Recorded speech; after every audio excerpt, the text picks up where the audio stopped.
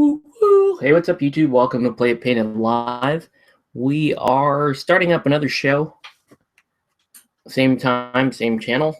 And I got to get stuff set up. So let's go ahead and do our little pregame stuff here.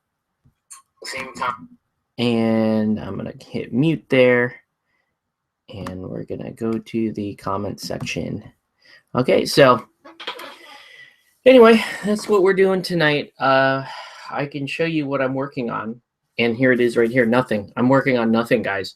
The title of the show is not a lie. I'm out of Guild Ball stuff to paint.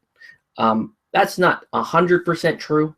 There are little things I could be doing for Guild Ball.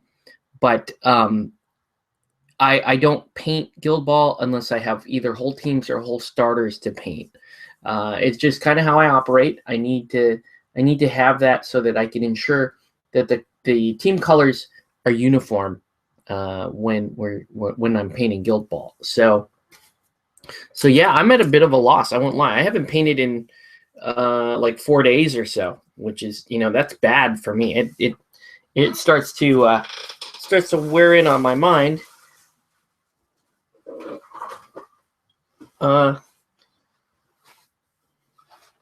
Let's see. So we have some decisions here to make for tonight. So if you are tuning in, let me know what you think I should paint tonight, because I do have some options. I've got everything from, say, this is a fun Takawashi model I could be painting, something like that. I can paint some Wrath of Kings. I have exactly one really fiddly Wrath of Kings model. He's kind of shaky on this base. I may have to secure him a little bit better, but I have something like that I could be painting. I even have, like Helldorado. I could paint like a Helldorado miniature. Yeah,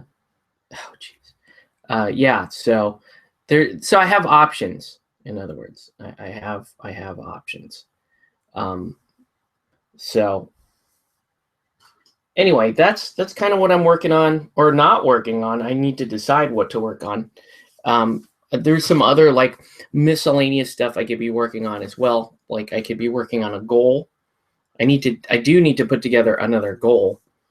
So there's that. So anyways, that's the conundrum for tonight. I'm going to see what I have for my goal. So the other goal I've been planning to do for Guild Ball would be more of like a steampunk style goal, because I'm looking at engineers or something like that. So I have one. So I have a goal that's kind of like a it's like a water spirit statue. So and so this goal would be more like engineer steampunk style goal.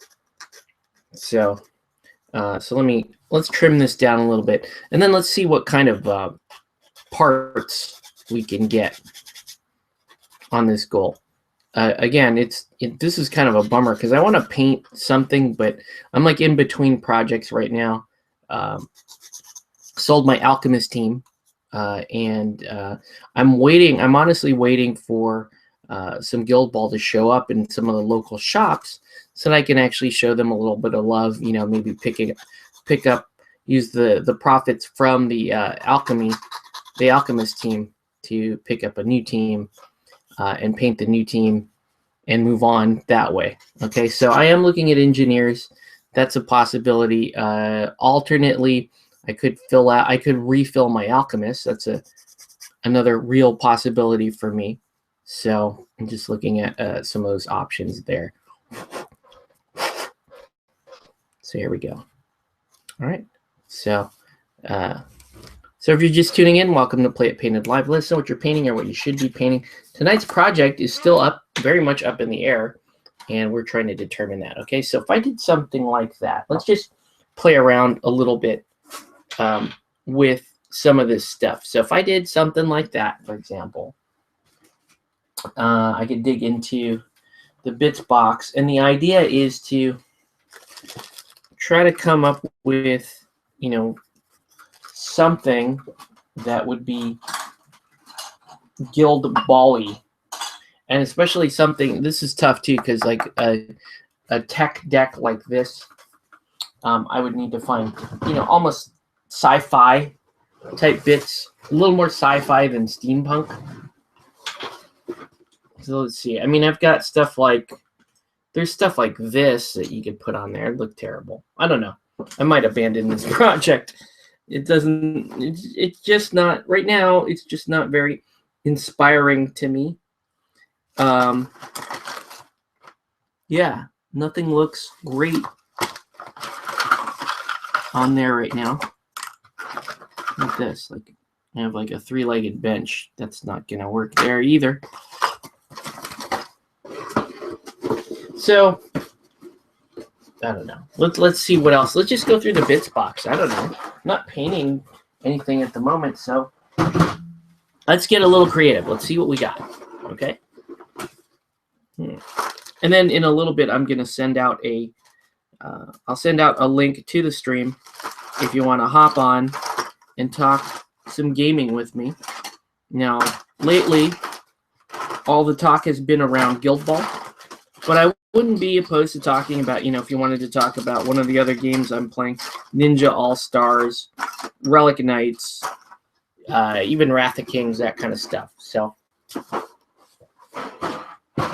right now, I'm just, all that noise you're hearing is me going through my bits box, seeing if I have anything cool enough to make a goal out of.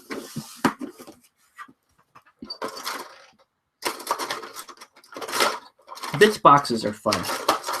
This would have been a cool, it's a little too big, but that would have been kind of a cool, workbench for Alchemist goal. It's like a Hero Quest piece of furniture. And you have like this kind of like a, like a grimoire type thing. It's also Hero Quest. Stuff has just been sitting around here for decades in my bits box.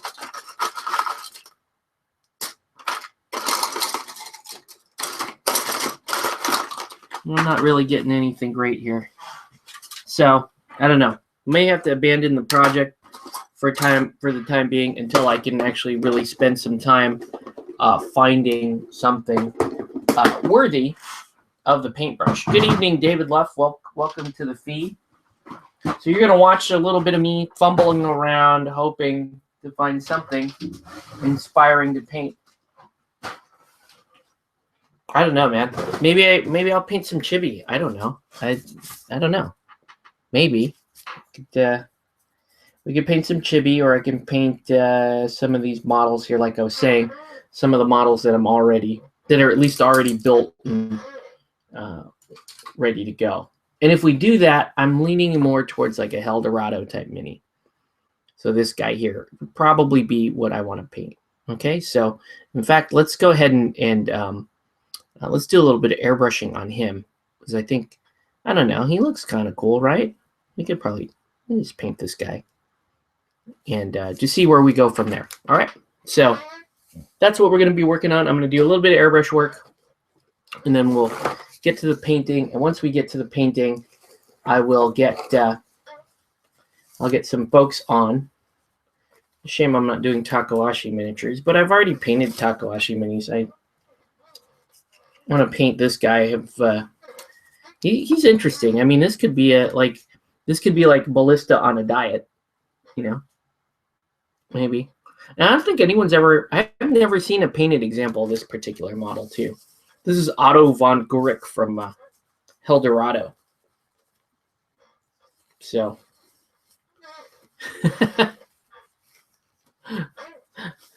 people still talking to me about some convention plans, that kind of stuff. All right. Anyway, let's get rolling here. So like I said, we're going to do I want to do like a non-metallic gold as his armor plate. So what I'm going to do is I'm going to spray him down like we're doing that.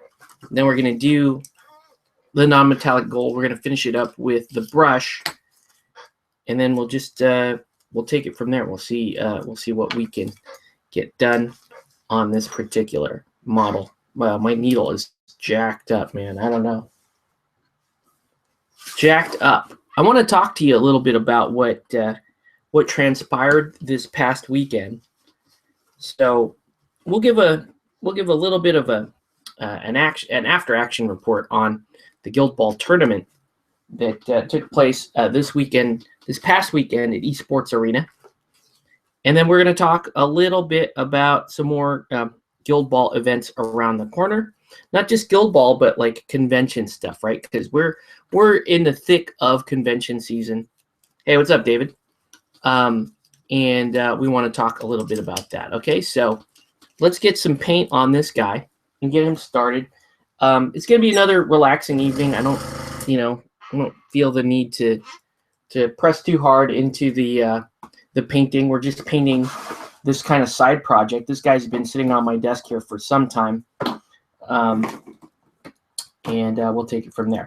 Okay, so we're going to do the like I said, we're going to do the non-metallic gold color. So we're going to do this heavy sienna, and we're going to spray him down. Want to hear all about the esports? Yeah, that's what we're going to talk about tonight. So let me do the airbrush stuff first, and then we're going to get to it.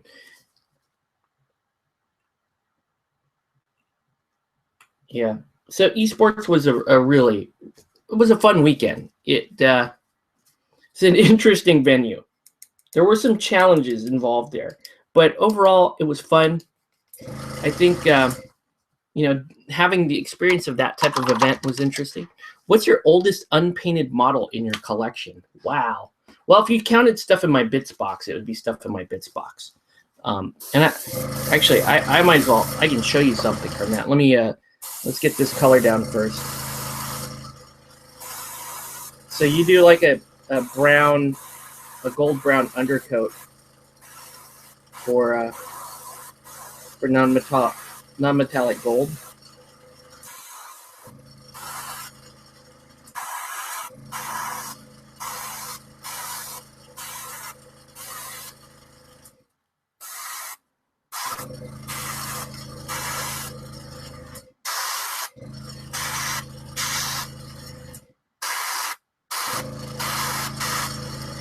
This is a pretty cool model, actually. Now I remembered why I ordered him. Because I don't really play Westerners in Helldorado, so...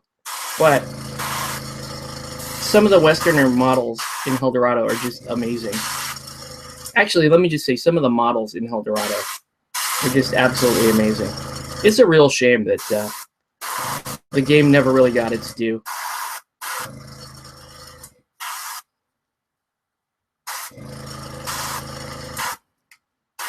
That said, there still is a very small, very diehard community around the game. So, if you listen to of Dice and Demons podcast, or if you're on the Cypher Studios Facebook page, you can catch up with some of the cool stuff that they're working on. All right, so there's that. Let's go ahead and do that. Love Helldorado. Yeah, me too. I mean, it's one of my favorite games, but it's very hard to. I'll just be honest with you. It's very hard and a bit discouraging to continue to promote that game when when the manufacturer really hasn't stepped up and supported much of it. It was almost like we'll support the manufacturers, like we'll support it if you guys promote it, and we're like we'll promote it if you guys support it. So there was kind of a standoff, and ultimately I think the manufacturer loses out because there's just so many good games out there. There's so many good skirmish games out there, and it's like, well, and the gamer mentality is, I would rather promote a new game where people can get excited about stuff coming out on the shelves and that kind of stuff, rather than trying to revive an old game that might have worked back in the day when we're talking like, Blood Bowl and an era where there were really, really more limited options. And with Blood Bowl, you're talking about a very, very niche market. So, yeah, it's a different situation. It's very hard to pull off the Blood Bowl ending with miniature games these days. That said, I do really like Helldorado. I think it's a great skirmish system. It's a very fun game. It had so many things going for it. The terraforming system, the combat system is really good. It's really slick. The mechanics are good, and they hold up. Helldorado has been around since before 2006, and its skirmish system is still, by today's standards, still really lean. And what I mean lean is it doesn't have a lot of bloated steps or bloated rules to it. Like when you're talking about, for example, I'm not going to name games directly because that's just not cool, but you might play some games where you have a 2-hit roll, then you have a armor penetration roll, then you have a damage roll, right? So you get 3 rolls basically to resolve combat, and a bunch of rolls on the way up there to that combat. That's like the older style systems. There are still some games today that are using that system, and I just don't think that's an efficient way to handle gaming stuff anymore. So it's considered kind of an older design when you see games that have so many rolls to resolve combats. Helldorado had a very slick system of here's your attack, here's the target's defense, and then you have a hit chart similar to Guild Ball. In terms of like Guild Ball's playbook is in my opinion is somewhat derivative of Heldorado's what they called it a power chart in Helldorado. So you had that on a really old game like Helldorado that's been around for some time. You had a terraforming system. You have you had a reasonably good scenario system. I don't think the Inferno Helldorado scenarios were great. I won't lie about that. I don't think those were very good scenarios compared to the original. And you had a really cool board game too, Claustrophobia for Helldorado. So Helldorado is a great little game. It just it's just a shame it just didn't really see its time in the sun, and has a good cult following, has great miniatures. And it is one of those games that I want to play from time to time. I do want to still break it out and play it because it's fun, All right, that's all I'm gonna do for airbrushing. Really, we're just gonna do that, and I'm gonna handle the rest of the painting the old-fashioned way. The way you should with a brush. We're just gonna take it from there. I don't think I need to do like high points of light like I sometimes do with this kind of stuff. Okay. So, once again, I don't have any Guild Ball to paint. It makes me sad because I'm waiting. I'm waiting for it to land here in Orange County. Now, I did do some shopping. Like, when Guild Ball landed in San Diego, I did some shopping there. And when the starters landed at Brookhurst, I made sure that I picked a starter that they had another copy of, so I wasn't potentially robbing someone that wanted to pick up. What did I pick? I picked up a fish team. A fish starter from Brookhurst, so there's that. Okay, so here we go. I'm gonna, I'm gonna hit this with a wash before I start sending out the link. So if you want to hop on the feed, I have all of a sudden a ton of Guild Ball to paint. I know because you went to Adepticon and you got cool stuff. So lucky you. Yeah, we are going to, I'm going to put a wash on this guy, and we're going to let that dry, and then I'm going to start inviting people to the feed. So if you want to be on the feed, let me know. I'll send you a little PM with the link to the Google Plus Hangout. All right, so let's just put this wash down first, and I'm going to invite Callan. onto the feed, and whoever else may want to pop on. Ugh. Ugh, how's that stuck? That's really stuck on there. See, I do my like I call these glaze washes or ink glazes. And these I do my ink glazes in these separate little 40 mil bases. Hi all. Hey, what's up, David? So this is the ink glaze mix that I do for non-metallic gold. So it's it's like several drops of glaze medium, 3 or 4 drops of brown Vallejo brown ink, and 1 to 2 drops of Vallejo black ink.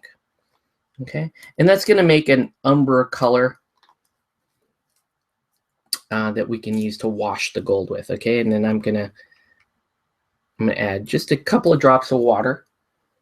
So this is a very thin, very runny mixture. So so you got to be a little bit careful with it if you don't want it to run everywhere. The other thing though that's cool about it is because it's a glaze medium, it does that. The glaze medium does 2 things in this particular instance. One, it lets you pick up and move the wash wherever you want it, which is really cool. The other thing it does is it does impart a slight sheen to what you're painting, and I want that slight sheen when I'm working on non-metallic metals. Okay, so I got a little bit of an umber ink glaze here. That's actually, I made way too much, but that's okay. I'm just not set up to join. My house is so small, my wife watching TV would bleed through. Okay, no worries, man. Let's wash this. And then I'm going to throw out a link to Callan. And then, we'll see who else. Maybe I'll send one out to Corey or Mark. Corey mentioned he might want to hop on. I don't know if he's painting tonight, though. Okay, so let's. So I'm going to put this ink glaze down. So you put it. You basically treat it like a wash. But you can see I can be fairly precise with it, right?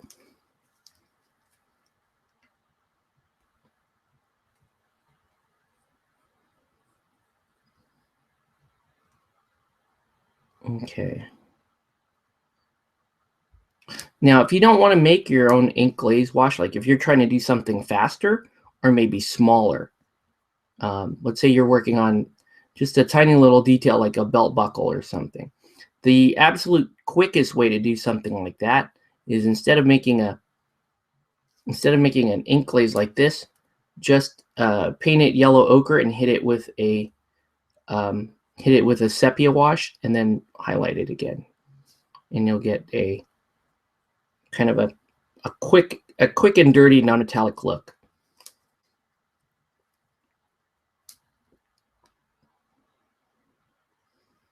He's got this like power fist. He's a very War Machine looking miniature here, and he could also quite easily pass for a Guild Ball miniature. Same scale, the same theme really. So this model could pass. Like if I told you this was a Guild Ball miniature and you weren't intimately familiar with the range, you might believe me.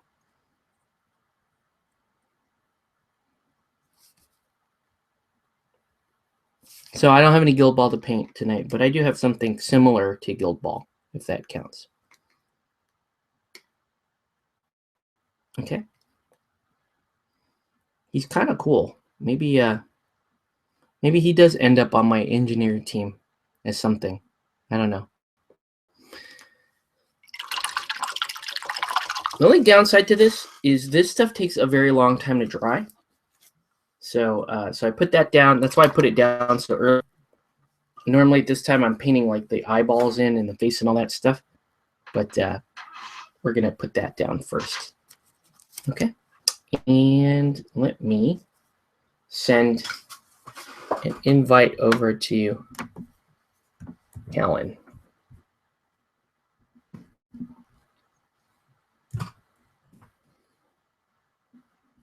Okay. Oh, come on.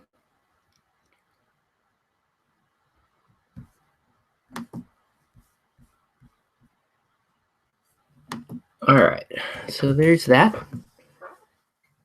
And he should be joining us here momentarily. I'll send Corey one. Okay, cool. All right. So once again, they should be joining soon. If you guys have any, can other participants see the chat? They not unless they have YouTube up, unfortunately. There used to be a better way to do chat, like Google Plus had a way where you could hop on the Hangout just to join the chat without a camera or a microphone. But I don't think you can do that anymore. They kept changing it and made it harder for people to work with. So let me get ready to start doing the eyes. So I need white and I need like a black gray. And find my black gray. Let's see what happens when people join. I'll just use black, I guess. It's just too dark. Maybe I don't want him to look like Heroin Chic, so I'm going to use some of this brown around the eyes. Looks like we're getting somebody's about to hop in on the Hangout right now. Heyo. Hey, what's up?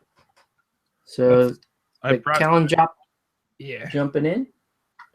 Yeah, cool. Actually brought models to paint. Look at that. Yeah, and this is the night where I don't have Guild Ball to paint, but I'm painting a Eldorado miniature. Oh, nice. It looks pretty cool. No, thanks. I was just saying he could pass for a Guild Ball model, like an engineer's model, but So what are you painting tonight, Cal? I got engineers, plus I actually have esters as well to work on. Nice. Okay. So I'll be doing a little, maybe some swapping in between, but I don't know. I like to move between models when I paint. Okay. You don't do like a batch paint or anything? I mean, oh yeah. So it's more like that. Like I usually do like colors, and then I'll do like highlights of specific pops or whatever like that, depending on the model. Or sometimes I'll spend more time on one model. It really depends, but usually I like to again kind of like do somewhat assembly line, but I also just like to move around different models and try different stuff out while I'm painting. Got it. That's cool.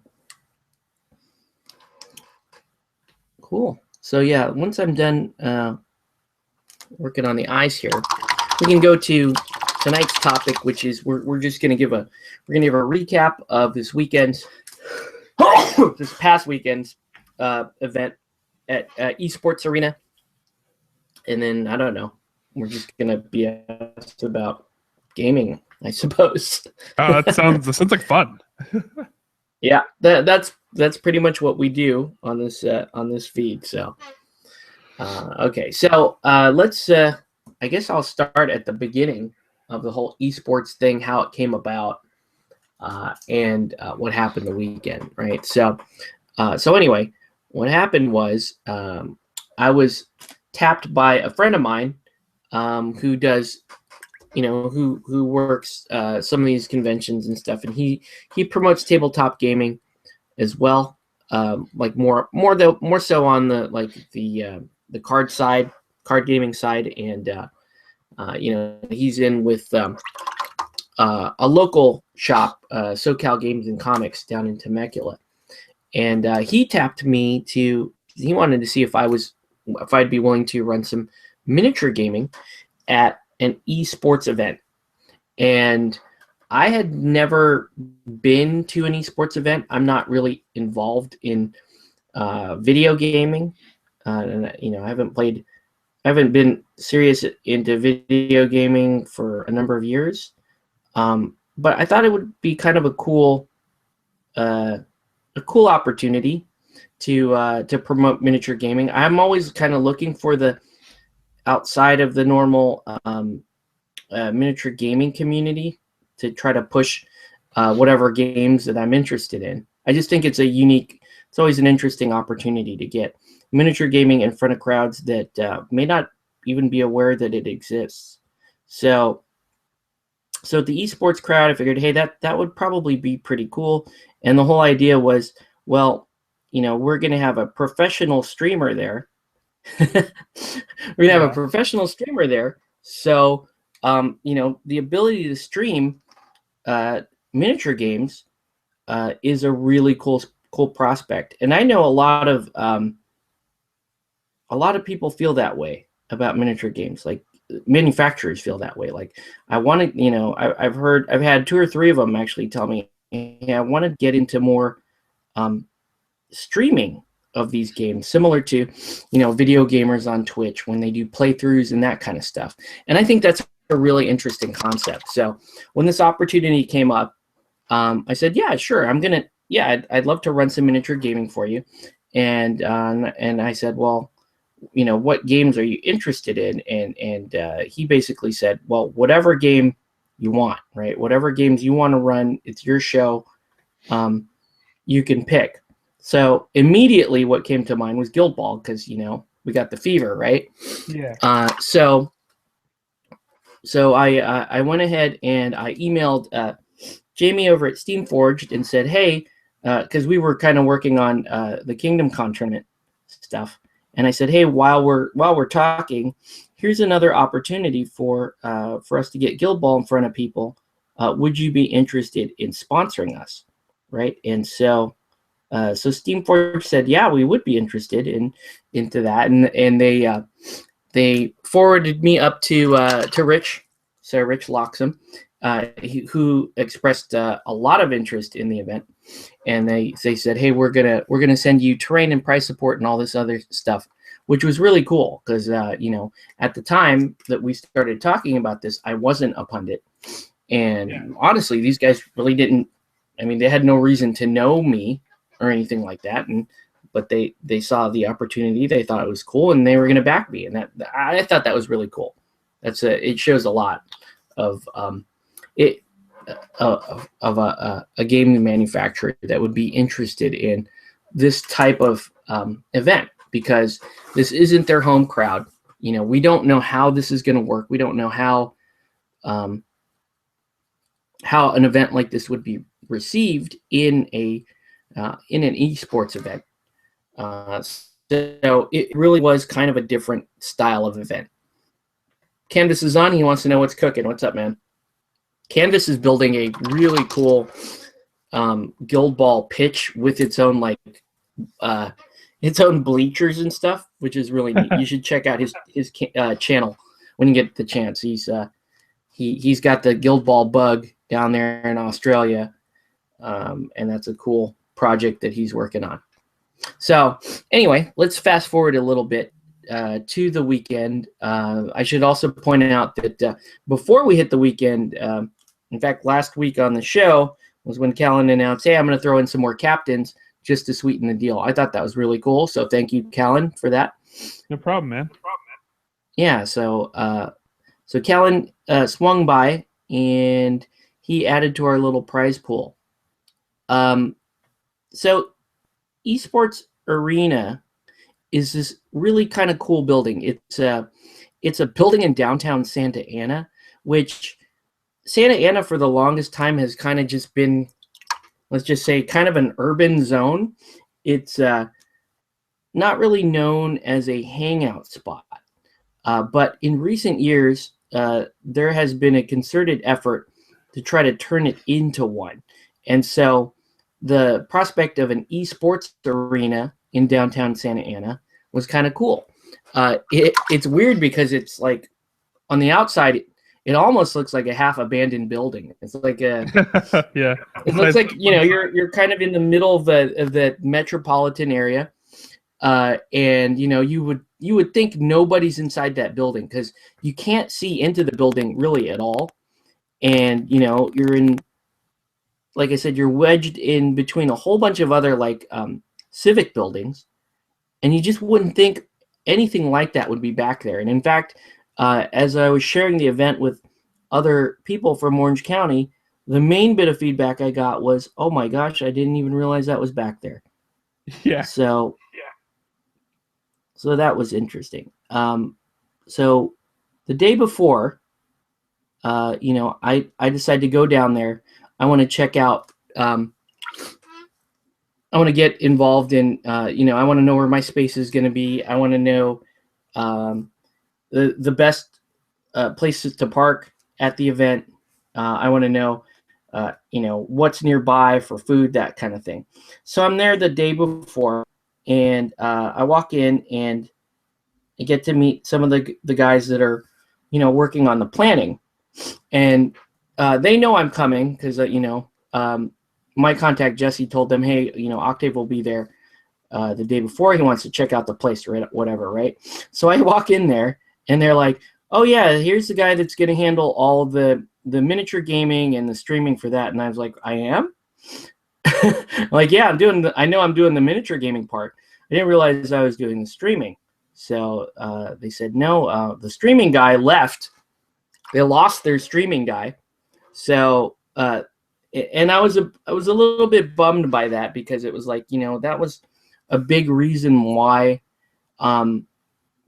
we wanted to do the event, is we thought we would have some professional streaming services. That was like a major reason why we agreed to it. So that was a little bit of a bummer, but hey, we worked around. I told them, okay, fine, I'll bring in my little homebrew streaming kit, which isn't much to write home about, but it does a job. Yeah. And so the next day, I came in, set up the equipment. We had 9 people registered for the tournament, and I figured, hey, there'd be a dropout, so it's probably going to be 8. Well, all 9 people showed up, and I was getting ready to play a bye myself, but one of the guys was like, you know what, I'm just here to have fun.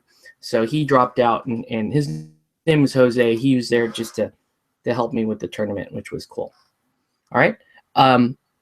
We had almost every guild represented. The 2 guilds not represented that day are the 2 guilds that the 2 pundits run. So there were no butchers that day, and there were no masons that day.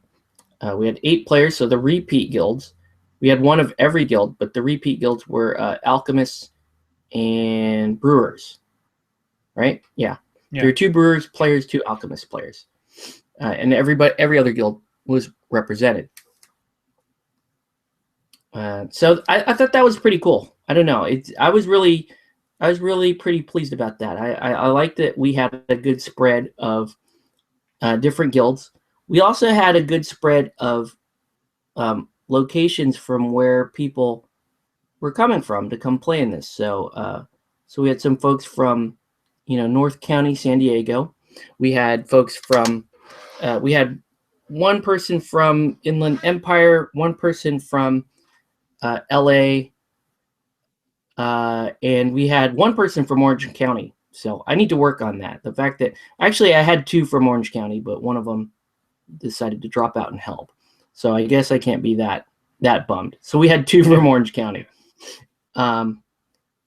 So overall, good mix of locations, good mix of guilds, and this was a first for most of us in that this was the first for all of us there. Actually, this was like the first tournament that they've ever played in, right? We had David Blood threw he threw a more casual style tournament a month earlier at Paradise, which was, I don't believe they were playing full games. I think they were just playing to 8. Yeah. And you can correct me if I'm wrong there, Dave. But that was more of a beginner get together, learn the game, and play a bunch of games with people. This one was a full actual. We're going to follow the organized play document. We were requiring fully painted teams for the event, because it was we were treating it like a sanctioned tournament. And I think that was, in the end, I think that was the right thing to do, because I think that really kind of geared us up for for really playing the more organized style of Guild Ball. Notably being ready for Kingdom Con and the tournament schedule that we've been working on for the summer. So it's going to be rather aggressive tournament schedule in the summer. Yeah, I think it's one to get people good, but it's also, it kind of puts you on the map because you get more tournaments, on the ranking site, and you start to build your base, which I think definitely if things go the way they're going with the interest that Guild Ball has, like we very soon could have like some good sized tournaments coming in the next few months. So I'm actually really excited about the tournaments this summer. And excited that we already, got off an 8-man tournament, a solid 8-man tournament. Yep. Yeah, we got it. So, and the one thing that I find interesting, right, is like when I promote games, usually I like ease people into the competitive side. Like I would normally run 2 to 3 fairly casual tournaments for like Relic Knights, for example.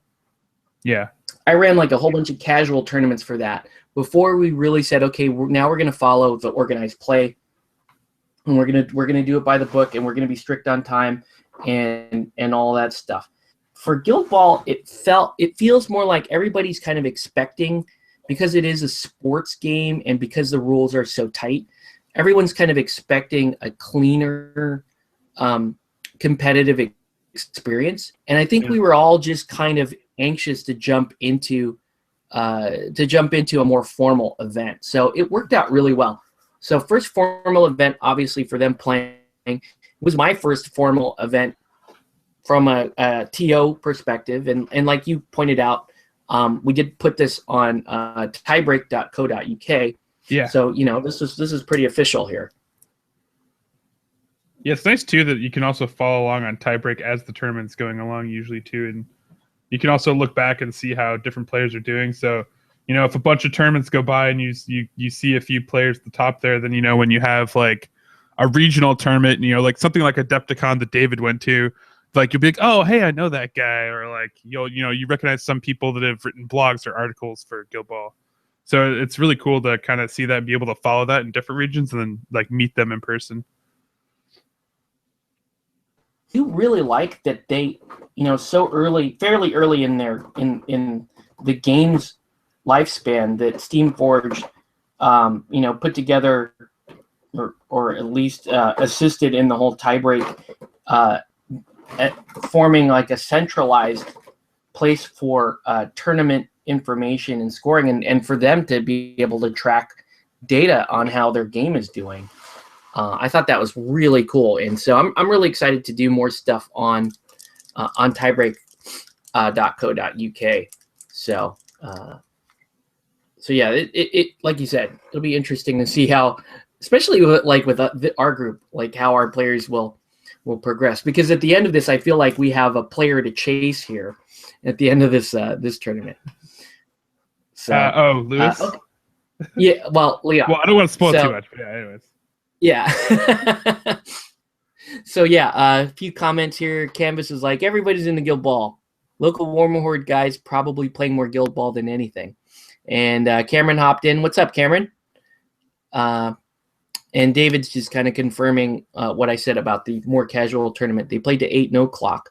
And playing on the clock is a whole different game. It really is. It really is. And I'm really grateful that as we got to a point while we were learning that I forced myself to play on a clock. And I still play on a clock just out of habit. Now, like even friendly games, I'll still play on a clock unless it's bothering the other player. Maybe that has happened occasionally. Like if you're playing a casual game and the other player's like, look, I want to play a learning game. If they see you hitting a clock, I don't know what exactly happens, but it kind of throws them off. Like they feel a little bit of pressure, even though they're not the one using it. So unless I get an objection like that, I still try to play on a clock all the time. Oh, I'm sorry. I just started painting Velocity and Hoist, and I noticed that Velocity has boobs, and they both have like the wooden butts, and I'm like, what? And then I was like, did they make Velocity like a female character somehow? Like it's Yeah. like, no, it's just mechanical. I'm just like, why put boobs on it? I don't know. Well, There's yeah, probably but something in the lore that explains it.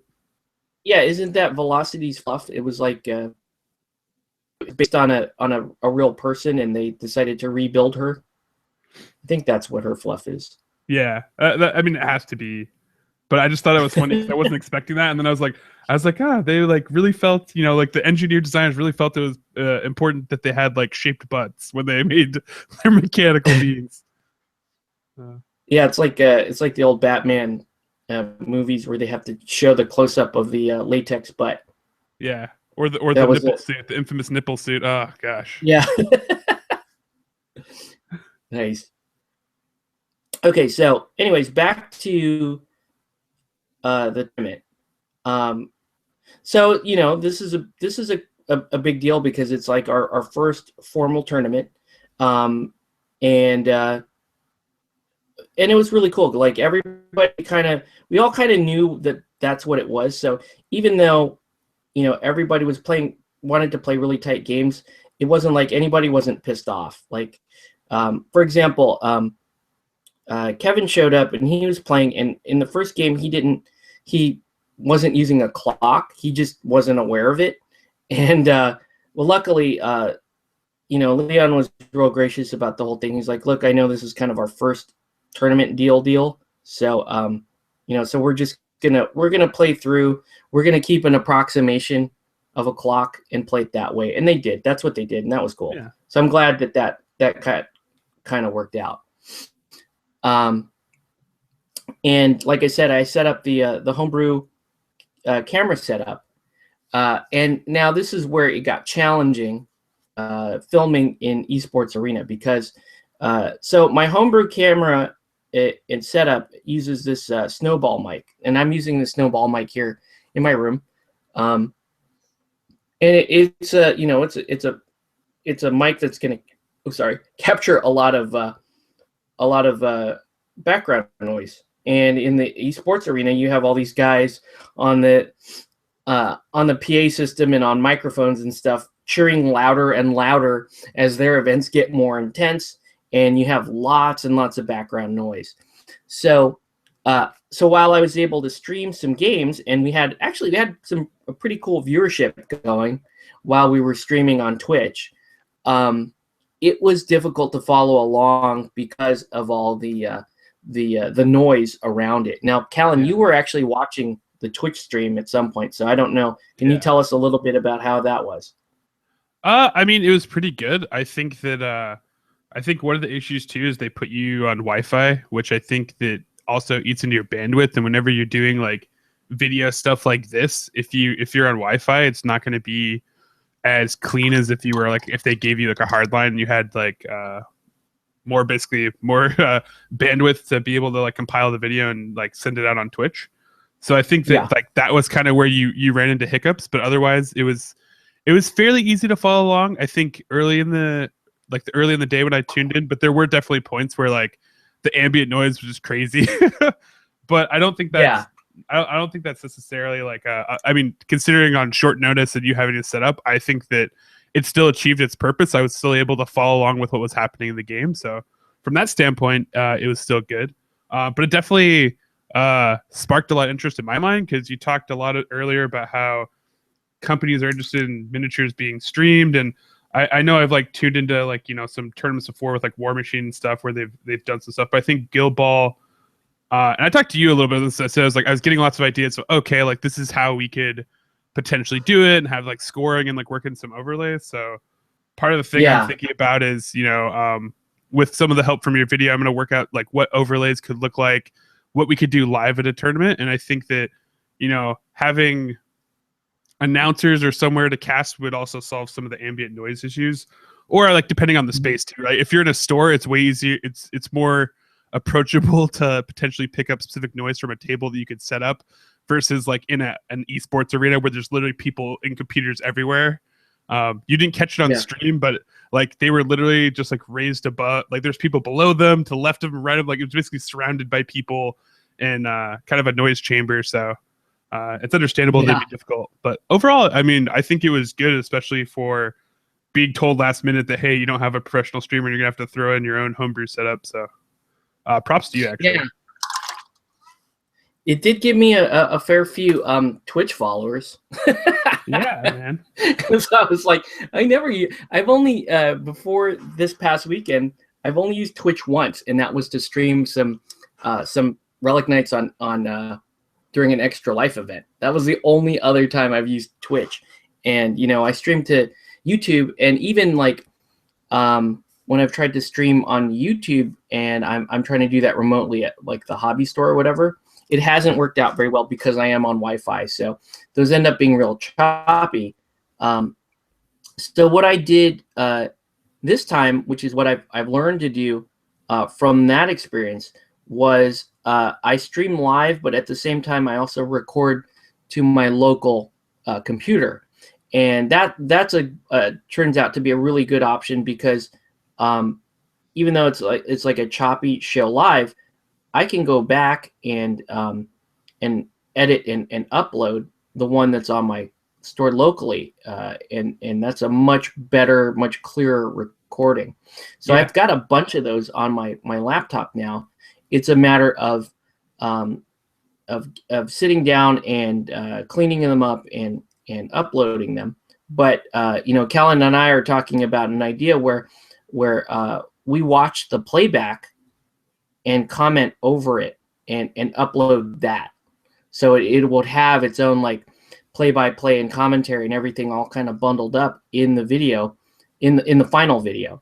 So that's the idea that we're playing around with. I'm not great at this kind of tech, so I'm hoping.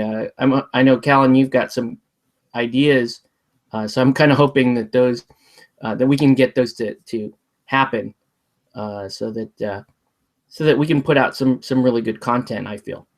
Yeah, I mean, my background is, streaming, and before I came to Riot, I streamed like League of Legends a lot and built my own overlays and did a lot of live events for that, which is very different than miniatures necessarily, because you need there's like a lot of physical stuff that you're recording versus digital. But a lot of the stuff I learned from that, as far as overlays and how to run a show and present it, is like still intact, and I have all the software and stuff and know how to do that. So I think there's some clever things we can do with it to push the Guild Ball streaming, I guess, ecosystem, if you will. Yeah. I think there's a lot of cool content out there already, but I think that like there's some cool stuff we can do to make it even better, and hopefully just like, again, like make it help everybody else, kind of just improve the quality of all the content for Guild Ball and keep the snowball rolling. Yeah.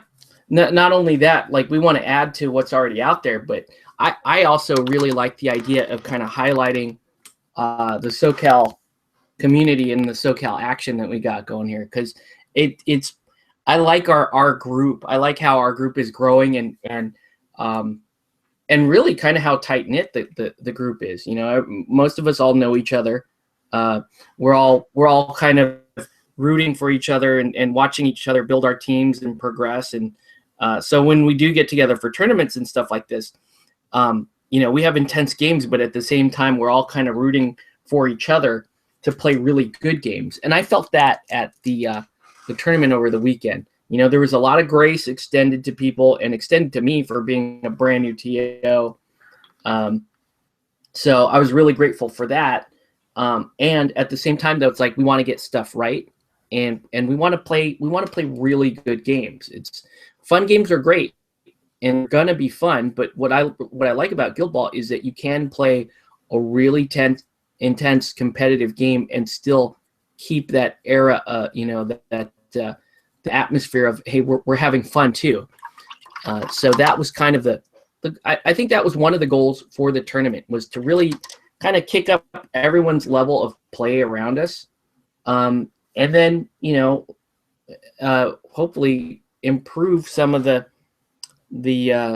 exposure of our local community, and ultimately get at some uploadable content that we think is going to add to Guild Ball in general.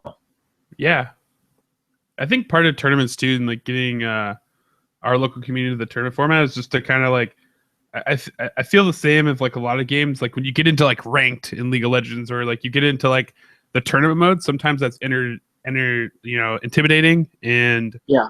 You'll run into scenarios too where people like get anxiety about like, oh, okay, I'm going to play in the tournament, and you get people to shy away from it. But once you dip your toe in, I think especially to timed Guild Ball games, you kind of find that it's a lot of fun. And we talked about a little bit about this last week, but the fact like the part of time games is like how long your game's going to last, right? And there's the fun of like, yes, you have a resource of influence momentum, but now you have time, which is this other resource that like players that you never thought about, or teams that you didn't think were difficult or had a strength, now they do because they make you think more. Like something simple as like Fangtooth makes you do extra math because there's extra rough ground that normally you don't have to deal with this style loader.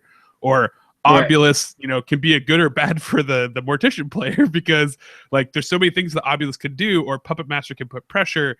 And so like under this clock, you got to be able to make accurate decisions like fairly quickly. Otherwise, once you clock out, you start, bleeding some points. So at least a very interesting, it's a different dimension, but it's also fun because you get games in a really quick, tight manner. So I think there's like a lot of fun to be had there. So that's part of the good thing about just, finally getting us into time tournaments in the format to expose people to how fun it can be.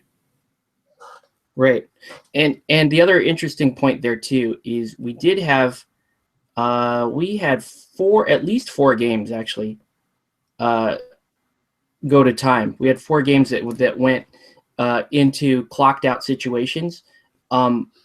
Two of those games ended up with both players clocking out at some point. Yeah. So interesting, intense. Nobody was really bothered by that, which was interesting. Like we had, I had a player that clocked out two out of his three games. He clocked out, and he you could tell he was under a little bit of pressure, but he wasn't upset by it. He's like, he just realized that's kind of the consequence of playing in this format. And I asked him about it afterwards, and he's like, no, it made me play a little bit better.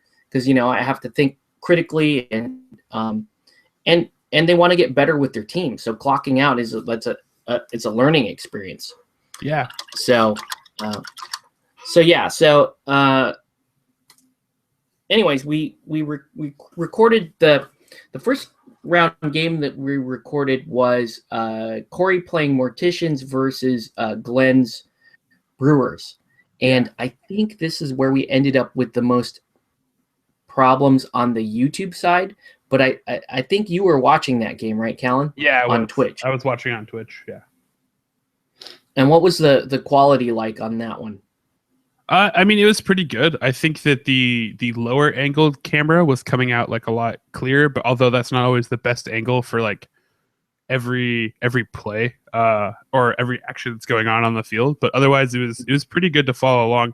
I think there was like a few points near the middle where it started to chop a little bit, but otherwise I was able to follow along with what was going on in the game itself. So cool. It wasn't too bad. Nice. Some really interesting comments going by from Canvas. Okay. Let's you got David Blood saying he's charging with brisket, bold strategy, Cotton. Let's see if it pays off.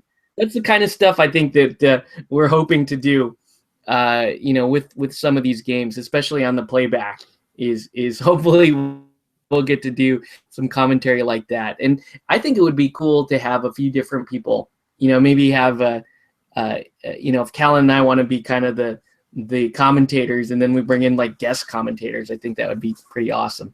Yeah, I think it actually might be good to actually bring in one of the players because one of the things that definitely does is, one, it lets us, if part of the goal is highlighting the players, it brings in them so we get to highlight them. And the other part is any like information that we're missing from, going back through it, we have them there to kind of fill in the holes of like, or like, like, hey, like, what were you thinking here when you made this decision versus this decision? And they can kind of explain their thought process. And that's a good learning point for like everybody themselves and the people watching it. Sure. Because I know part of the advantage of this is like normally like when you play a game of Guild Ball, like you can kind of review immediately after of like what happened. But it's actually really cool to go back and actually watch what happened and be like, oh, okay, like, you know, it's hard to visually put the game back, you know, to a state like where you could have made critical decisions. And so by watching it back and having these recordings, it's actually really cool. And I actually went through and I was already taking notes on some of the games that happened over the weekend just for myself. Okay, cool. I'm interested in pretty much all the factions and how people are playing, because there's things that I learn every game. So I actually have like a little notebook that when I play, I'll actually just write down stuff. I'm like, oh, like I should, like, this is more valuable than this against this faction, so on and so forth. There's like interaction I didn't think about or know about. And that kind of helps me learn along the way and kind of remember the lessons I've learned instead of making the same mistakes over and over again. Yeah.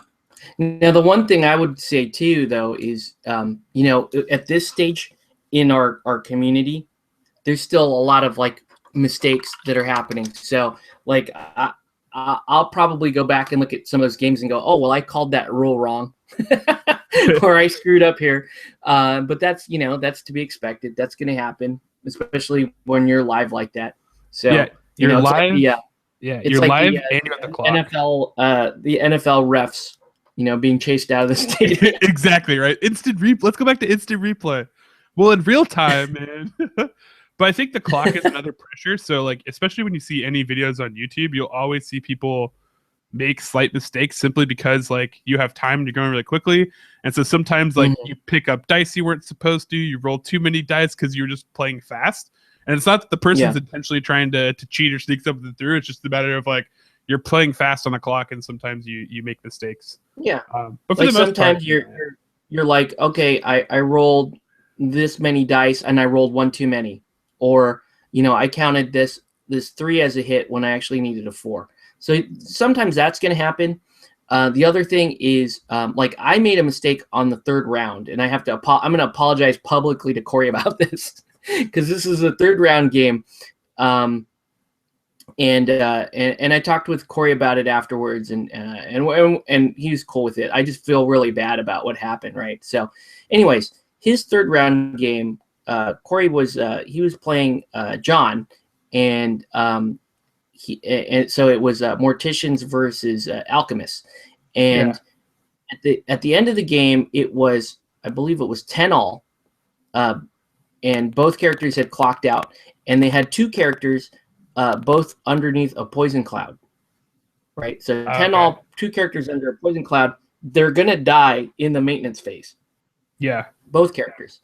And so it was like, well, what's the call? Who wins? And I was like, well, the player who goes through the maintenance phase, their maintenance phase first, is going to lose their player, and then they're going to lose the game, right? Yeah. So the call I made was, whoever wins initiative loses the game, because because they're going to have to go first. They go through their maintenance phase, their player dies, and they lose. So they diced off for initiative. Corey won the initiative roll and lost the game. But that's, you know, that's the call I made kind of in the excitement of the moment. Yeah. And that's obviously not correct, right? Yeah.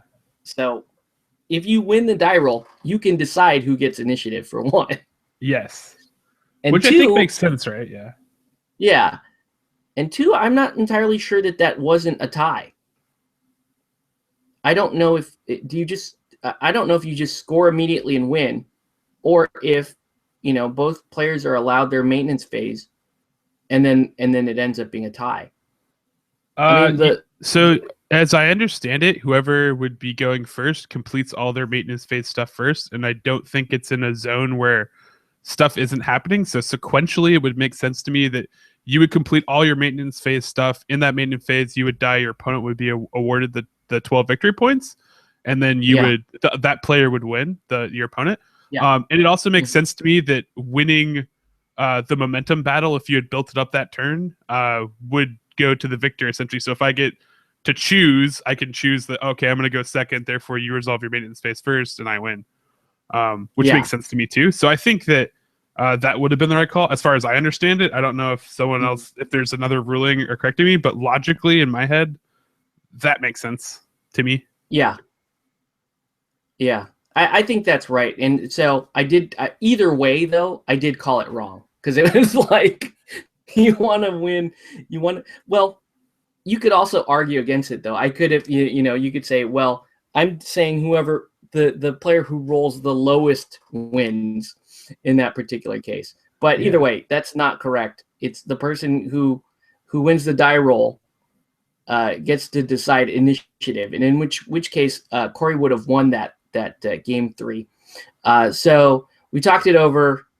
Corey's okay with it. I mean, it didn't change his prize status winning that game, so I felt good about that. But I also felt bad that I awarded the other player with a win when that shouldn't have been the case. Yeah.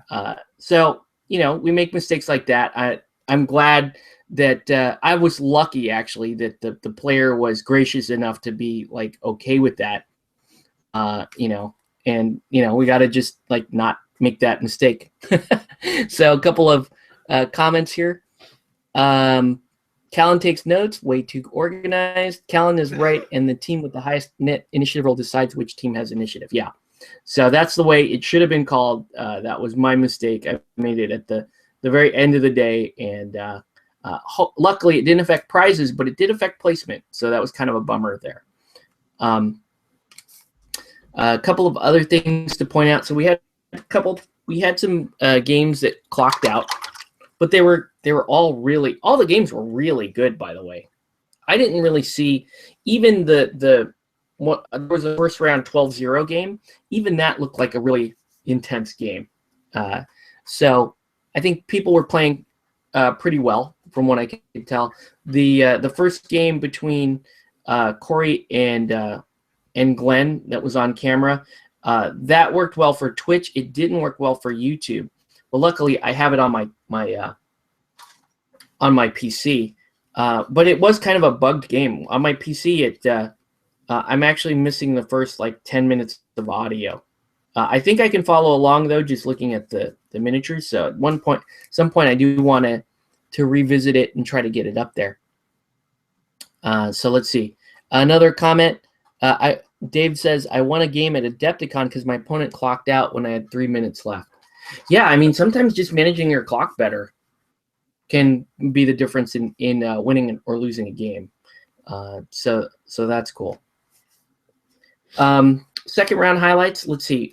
So after the first round, we were supposed to have almost a 3-hour break for another game. I was supposed to televise a game of Super Dungeon Explorer. The people who signed up for that game didn't show up until later. So we were down. I sent the guys on a 2-hour break instead of a 3-hour break. So I think that's a little bit better.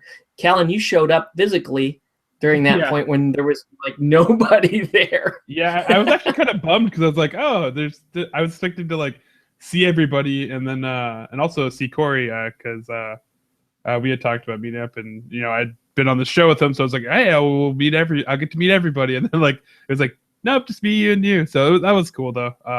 It was nice to finally meet you in person, and I got to drop off some goodies, which I'm sure they enjoyed. So. Oh yeah, for sure. Yeah. That was much appreciated. So yeah, 2 hours go by, and they came back and we started the next 2 rounds.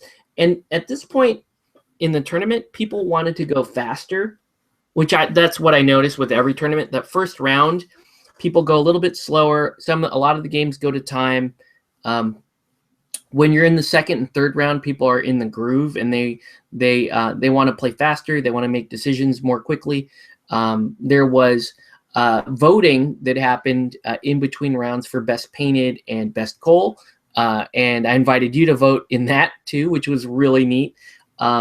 You have any comments about the painting or the goals that you saw? I was actually one, it's cool. Also, I mean, I know it was required, but it was great to see everybody with painted teams, and also to see definitely varying styles of how people painted their armies. I forget whose Brewers team it was. Was it Kylo's? Yeah, Glenn. Yeah, Glenn. Yeah. So it was, Glenn's Brewers, which I had seen before heading to the tournament, but then I got to see in person.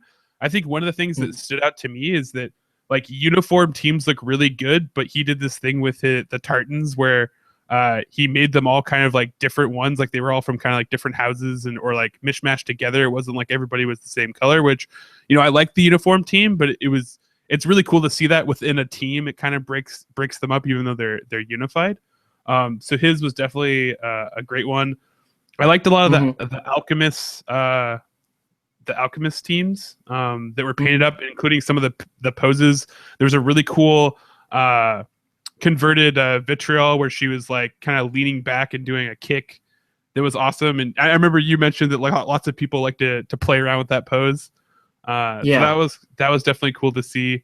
The engineer's goal, which was like a lot of gears and built up to kind of be like a box and have a hoop that you could shoot through. That was really cool. There's a really cool alchemist like poison fountain that was there as well. I liked that one. Some of the ones that you had just on the demo table were really cool. The stuff that you have done. Obviously, those weren't eligible, but I'm always interested in what people come up with for gold tokens. The brewer barrels that kind of like everybody hopped on for the resin stuff. Those are really sharp, and it's funny too to see them like everybody use them because they're actually really cool and like it's easy to use, and you get tons of other terrain to build that you could use on your guild ball mat or whatever else you do, or you know, put scum on top of a barrel, whatever the heck you want to do with your kind of modding choices. But yeah, I enjoy those goals and see how people stack them up, because you have the big barrel, but there's like what other things are going to surround the big barrel. But yeah, those ones are good, and I enjoyed everybody's. I thought everybody came with some very well put together armies and painted up armies, which is awesome because a lot of people came with, you know, not only the 6-man team but even more models. So I thought it was a good showing. One of the things that was really cool, like so pretty much most of the other say non-historical games for events, they don't really require painting requirements anymore, and really the only event that we might typically run with a painting requirement would be a game like Saga, you know, more historical style game, and that crowd is usually they're fine with a painting requirement. So going back to a painting requirement with Guild Ball was really neat. You know, there were leading up to the event, there were a lot of people kind of scrambling to get stuff done. They were motivated. I think more people are telling me that they were motivated to paint rather than like overburdened or overstressed about painting, because it is only 6 models at the end of the day. So even though people were working to the very last minute, particularly like the engineers player, you know, they had fun. They actually like guys like Corey it says that he appreciates when there is a painting requirement because that motivates him to get stuff done. So yeah, that was cool.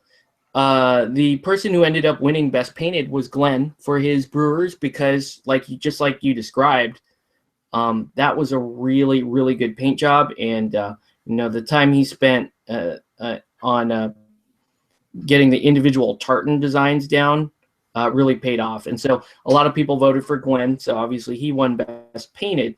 And then for Best Goal, the other one that you called out, the engineer's goal made by Kevin, which was, you know, the gears kind of arranged in a hoop, that one. So that was a really cool one. Now I voted for Best Goal. I had to vote for John. I think his name is John Topper. This is a guy that he works with Corey, and he has never painted a miniature before. In fact, he's never played a miniature game before. And for him to finish up his Alchemist team and put together a custom goal for it and show up for the tournament speaks volumes. So what I really loved about his goal, though, was I knew where it was from. He went to Michael's, and he went to like the, you know, those mission kits that you can buy and build. Yeah. For like the Capistrano missions. They sell a plastic fountain. It's like 99 cents for this little plastic fountain. It's the simplest little thing ever. In fact, I have that same fountain. I think I used it for Malifaux terrain or something. And he took that fountain and, you know, he made a little like poison fountain out of it, right? But every time I looked at that fountain throughout the day, I kept thinking of Idiocracy, and all I could think of was, it's what plants crave. What are electrolytes? It's what plants crave. So the whole day I was pointing at his goal and going, it's what plants crave. And so he had my vote for best goal. But yeah, I can totally see why Kevin won there. And it's a really cool category. I think, I don't know. Dave is saying in the chat that he won best goal at Adepticon. He didn't think his goals were great, but if you factor in my train scoreboard, then they gave me a presentation award. Yeah, no, your goals are awesome. I think you might be concerned that they're not like hyper creative, but they're really neat. I mean, the barrels are great. The banner is probably the most the use of the banners, and like you said, the tray are really where the creativity and the presentation kick in. So I totally can see you winning that, and I'm glad you did. So that's that scoreboard is ridiculously awesome. Yeah, the scoreboard is amazing. I still want that scoreboard. I need a scoreboard like that for filming the games. I mean, if you guys look at how we did the dice tray, I'm using dice to denote scoring, and it's confusing. Yeah. Because you have these red dice in the corners for score, but they're rolling dice in the middle of that, and I'm like, I gotta fix that. That's not. I'm gonna have to come up with a scoreboard or something there. So anyway, second round is where we get some of the more now it's a serious game, because out of the first round, the winners were the top two teams out of the first round were Leon's Fish, who finished 12-0, and Corey, I think, finished 12-2 against the Brewers. I don't remember. It was like 12-2 or 12-4. Yeah. Yeah. So Corey finished. He was in the top ranking. The other winners, I believe, John won with. I want to say he won with Alchemists, and who am I missing? Oh, and Luis won with Brewers. Okay, Cameron's out for the night. Good night. Trying to get my Fisherman started painted. Okay, cool, man. Looking forward to it. Your Alchemists look awesome. If you're paying attention to the SoCal Guild Ball, that was Cameron who posted his Alchemist team. It's awesome. Yeah, he had a lot of really awesome glass effects on those Alchemists, and he had really good contrast on his on the actual uniforms that they had and the stitching. So definitely worth a look to hunt that down and scroll through the very active SoCal Guild Ball group, which is really awesome. Yeah. So yeah. Good night, Cameron. So yeah, the second round, the top two guys were Corey and Leon going at it. And now, just so you guys know, Leon is the guy. He's from Orange County. He plays fish. He's he's a competitive player. He's a student of the game. He likes to play an intense game, and he makes no qualms about trying to win. And so during the new player tournament thing that Dave threw a month ago, Leon actually came out on top there. And so he was going into this tournament, he was kind of the guy that people were paying attention to, because like, okay, he won how he does in this more formal setting. So he's playing Corey in the second round, and I didn't get to watch a whole lot of this game. I did. Unfortunately, though, I was watching at the point where Corey had made a critical error. So apparently, Corey had a really, really good shot of winning this game. And this is how it was recounted to me by both players, in fact. So Corey was doing really well with his Morticians against the Fish team. And towards the end of the game, I'm looking down the table, and I watch Corey marching down the field with Obulus, like right in front of Leon's goal. And I'm like, that's really cool. Looks like he's gonna take a shot. And I think the score was like 10-8 to Leon. And Corey walks down the field, and he's pointing at the goal. And I notice he's not moving the ball token with him. So I'm like, well, what's going on there? And right as I'm like about to say that out loud, Corey like kind of slaps his forehead, and he's like, "Oh my God, I walked down there and I don't have the ball." Minor details, So man. yeah, minor detail. And and Leon's like wiping his brow, like, oh my gosh, I dodged a bullet there. Because by both of their accounts, Corey should have won that game. It's a tough afternoon for Corey, man. He should have won that game, but that was a huge mental error there to get downfield and not pay attention to the fact that the guy didn't have the ball. Yeah. So wow, that was a really crushing loss in the second round for Corey. Leon's going to go on to win that round. And let's see, what are some of the other really interesting games going on? We had a game between Kevin and Rick, Engineers versus Alchemists, which was a double clock out game. And that game went fully to time. Like it went all the way to the bitter end of the round. And that was a really, really exciting game.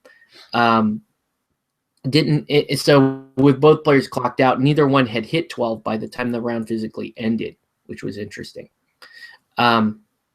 So then we had another short break, and in the finals we now have Leon versus Lewis. So Lewis had won. Lewis was 2-0 for the day. Leon is 2-0 for the day. So they're the last undefeated players left. So they end up facing off in the third round, and that was another game that we had recorded. The second round, I forget what game we recorded. It was, I need to. Well, it's on my YouTube. We could go back and look, but I don't remember it. Game, or was that an exhibition game? That was a little bonus afterwards. So, man, what was it? It wasn't Lewis's game, was it? Could have been. But anyway, so the third round was Lewis's Brewers versus Leon's Fish. That was the championship final game. Yeah. And then all the other games were going on, and we recorded that game and set it up, and it was pretty hype about it because I like both of these guys, and they're both really good players.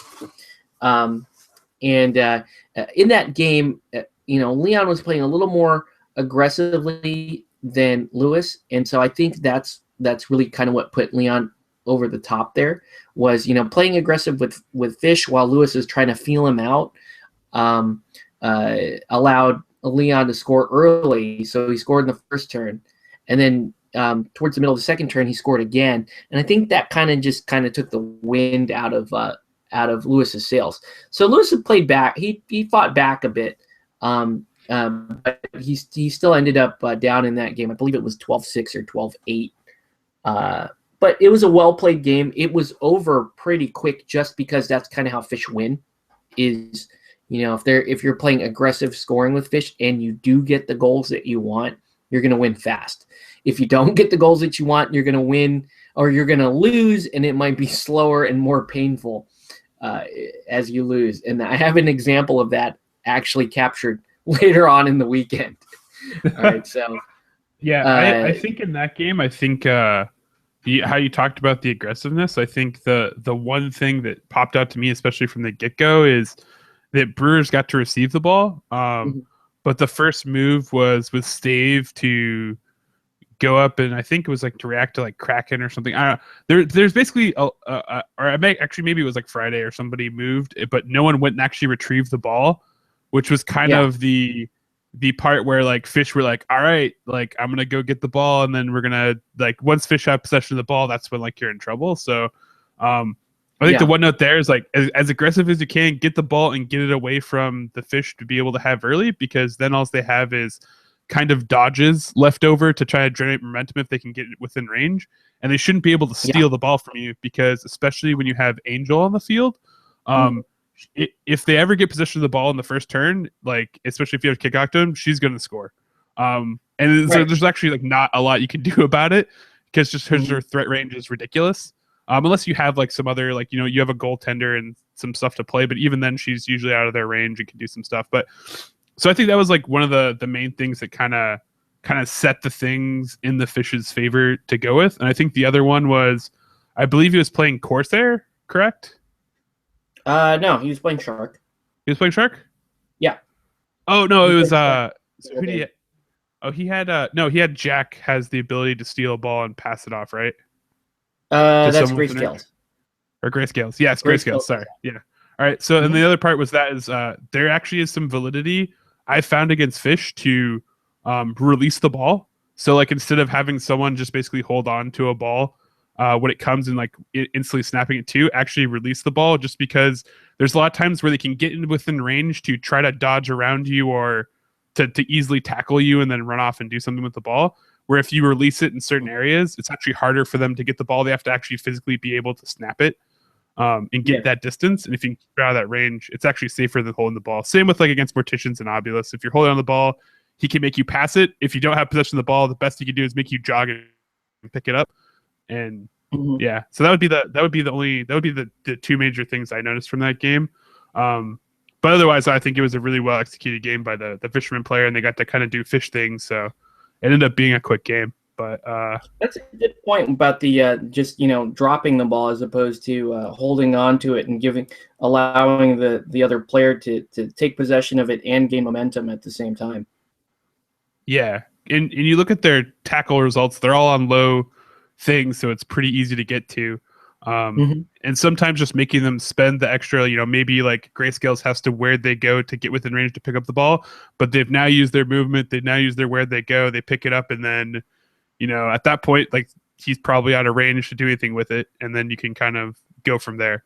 Because that's ultimately what you're trying to do against fishermen, is get them to stall out so they can't just keep scoring on you, and they can't just take away the ball. So it's a lot of like a ball control game, and then just naturally beating the crap out of them because they have very few models that can dish the pain back out to you at the same volume that you can. So it was. And the other thing about keeping the ball away from fish is they really struggle to gain momentum without the ball. A lot of other teams, if they don't have the ball, like like Masons or especially Butchers, if they don't have the ball, who cares? They can still rack up momentum off their playbooks. So as long as they have something to hit, in the case of Butchers, they're going to build a lot of momentum. Fish without the ball, if you look at their playbooks, they don't do momentous damage. So it's much harder for them to gain momentum unless you're just playing off of momentous dodges, that's really the option at that point, is to gain momentum, is to try to get Shark or somebody in there that's got early momentous dodges and just kind of play the momentum game that way. Yeah, you could definitely do that. I think to your point though, is like Butchers, like as they're generating momentum, they're also killing you, which is taking them towards towards VPs. Where if you're just dodging around someone, like, yeah, you're generating momentum, but you're also not really, you're not doing anything that's going to get you towards VPs because you're usually concerned with the ball. And a lot of their results, if you're trying to do damage, like, you'll be sacrificing the momentous results to do so, or at least high damage results. Yeah. Yep. David says, if fish don't win by turn 3, they probably won't win. True.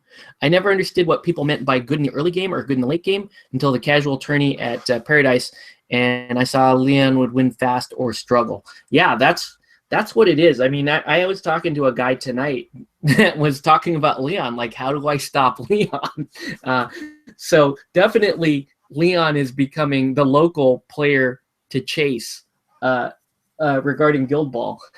And so I think you're spot on there, Dave. I think my own experience playing Leon, and I played him a few times now, is I need to disrupt his early game. I need to frustrate him enough to where he's got either a player down or he's very close to losing a player and losing the ball.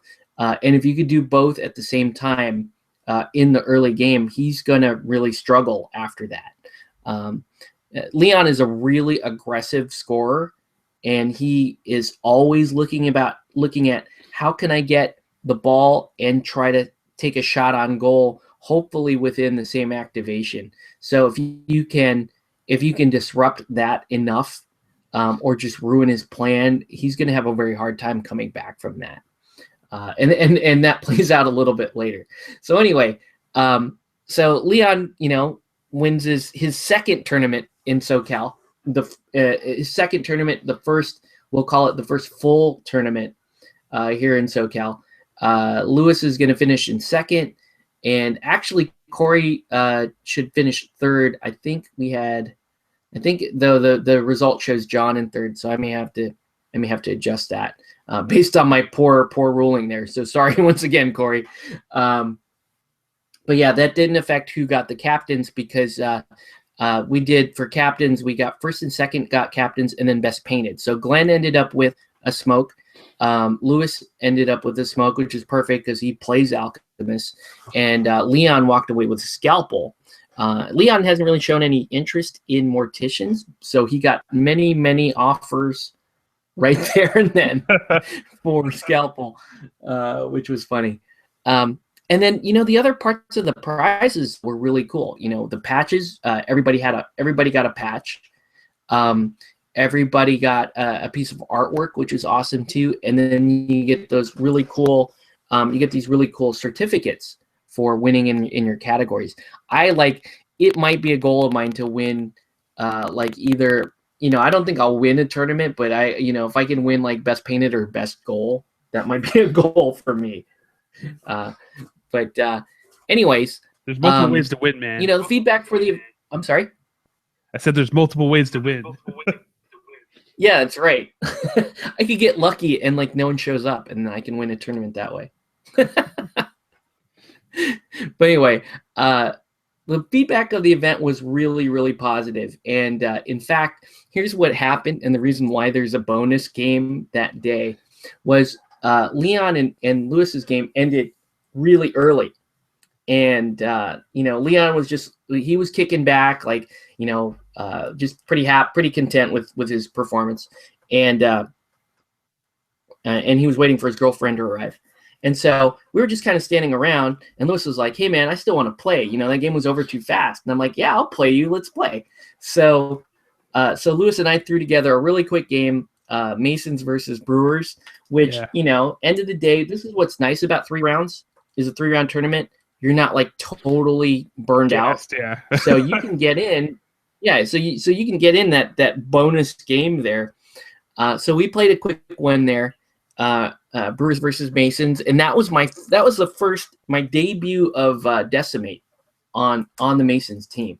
So those of you guys who have been following my own progression know that I've been struggling with that 6th spot on my team. So it goes Honor, Marbles, Mallet, Flint, Brick, and then that last spot, I've rotated just about every single eligible player in and out of. Prior to my number one candidate for actually keeping that spot would be Chisel, and I still like Chisel, and I probably still will field her at that 6th spot on occasion. But Mist had been in there. I was like, yeah, Mist is really cool, but it's not quite the play style I want. Mist was sitting around a lot of times. I forgot about him on a couple games because it's oh, well, I'm doing all the work with Flint and Mallet and Honor. Mist is kind of a backup Flint to my mind.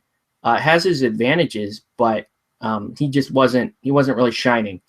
Then I tried Snakeskin in that role, and I just didn't understand it at all. Didn't really understand what Snakeskin quite does on my team, so Snakeskin really didn't do anything for me.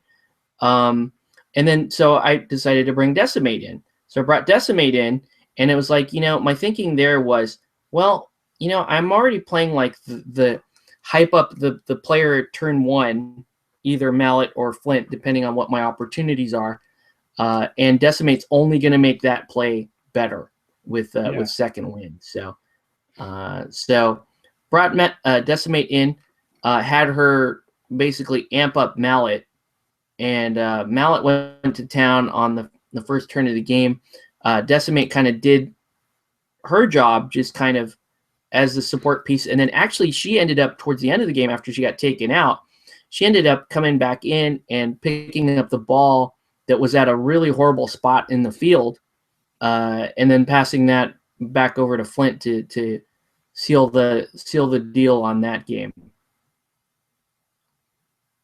So bottom line, so I played Decimate in that game against Lewis, and I was really pleased with with how she performs in the team, and so she's kind of earned her spot there, that coveted 6th spot on my team. That's awesome. Yeah, she seems. I think you used. Did you load up Flint in the first round, or did because I think you second winded him at least, but I wasn't sure. Oh, I did. Yeah, I did load up Flint in the first round, and I sent him crazy like across the field and got him all the way back, which was amazing. And Flint's already ridiculously fast as it is, but like I sent him way off to the side, swung him wide, hit fast terrain, and then scored a goal, and then slid all the way back towards midfield, which was awesome. Let's see another comment. That pick with the cosplayers with the Play It Painted sign was worth the whole effort. That's a marketing photo you and Steamforged can use. Yeah, that was kind of cool. The Summoners Cafe. They're really cool. Those the ladies and the guys that work for that particular organization were really neat the whole weekend. And I had a lot of fun with them. So I'm sure we'll run into them at some more of these types of events, and that was really fun. So yeah. So that bonus game happened while I was judging the 3rd round, and now maybe that was why I ruled poorly there. Yeah, because I was so hype over my own game that I was like, I gotta dunk Lewis. I can't be bothered with. No. Yeah, I'm still trying to beat Lewis here. Yeah. So that was the bonus game on Saturday, which was awesome. So I think that game ended. I want to say that game ended 12-8. So it was a close game. It was a good game. Brewers were taking people off the pitch. I think he scored once with I don't know. Friday. I think he scored once with Friday. Yeah. But I'll have to go back and watch it. Either way, it was a really good, fun, fast game. He did. I will say one thing he did successfully is he did the whoops, I'm in counter charge range ploy and then dogpiled you, which was probably which was pretty crafty. Because he brought out Friday and he's like, I'm in counter charge range. And you're like, all right, I counter charge. He's like, all right, everybody, go get him. Go get Brick. Yeah, that's right. He ended up killing Brick twice because it was like, I'll take your counter charge, but then I'm going to beat the crap out of you. And then Brick came back in and he decided to kill Brick again, which is pretty funny. And he's like, yeah, I'm having so much fun killing Brick. That's what he kind of concentrated on towards the end of the game there. Let's see. You saw Glenn's athlete post. So funny. Yeah, that was pretty funny. Glenn kind of posing on the outside of the building with his athlete wristband. That was pretty funny. So yeah, that was Saturday. Big day for Guild Ball. A lot of fun.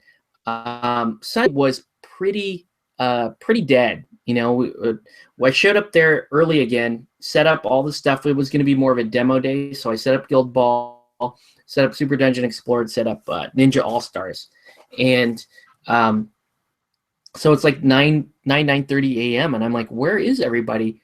The building was still empty. 10 o'clock rolls around, still empty. Finally, somebody comes by and says, "Oh no, we're not starting till noon today." So that kind of sucked. Standing there with everything set up. And it was still pretty dead, though. I mean, it was dead as far as outside of the small tournaments that they had. So I had some passerbys, but not like Saturday. Saturday was really interesting. There's so many people walking by. Some of the participants were saying, hey, it was really fun playing the game, but occasionally the questions just got to be a little too much. Like, hey, what are you guys playing? Can you tell me more about it? And our guys are so excited to spread the love that they're going to take their time, even while their clock is running, to talk about the game. So it's a good and a bad thing. It's probably more my fault. I probably should have just pulled people aside when I saw that happening. But it was happening, it was happening a fair bit, even with me interacting with people off to the side.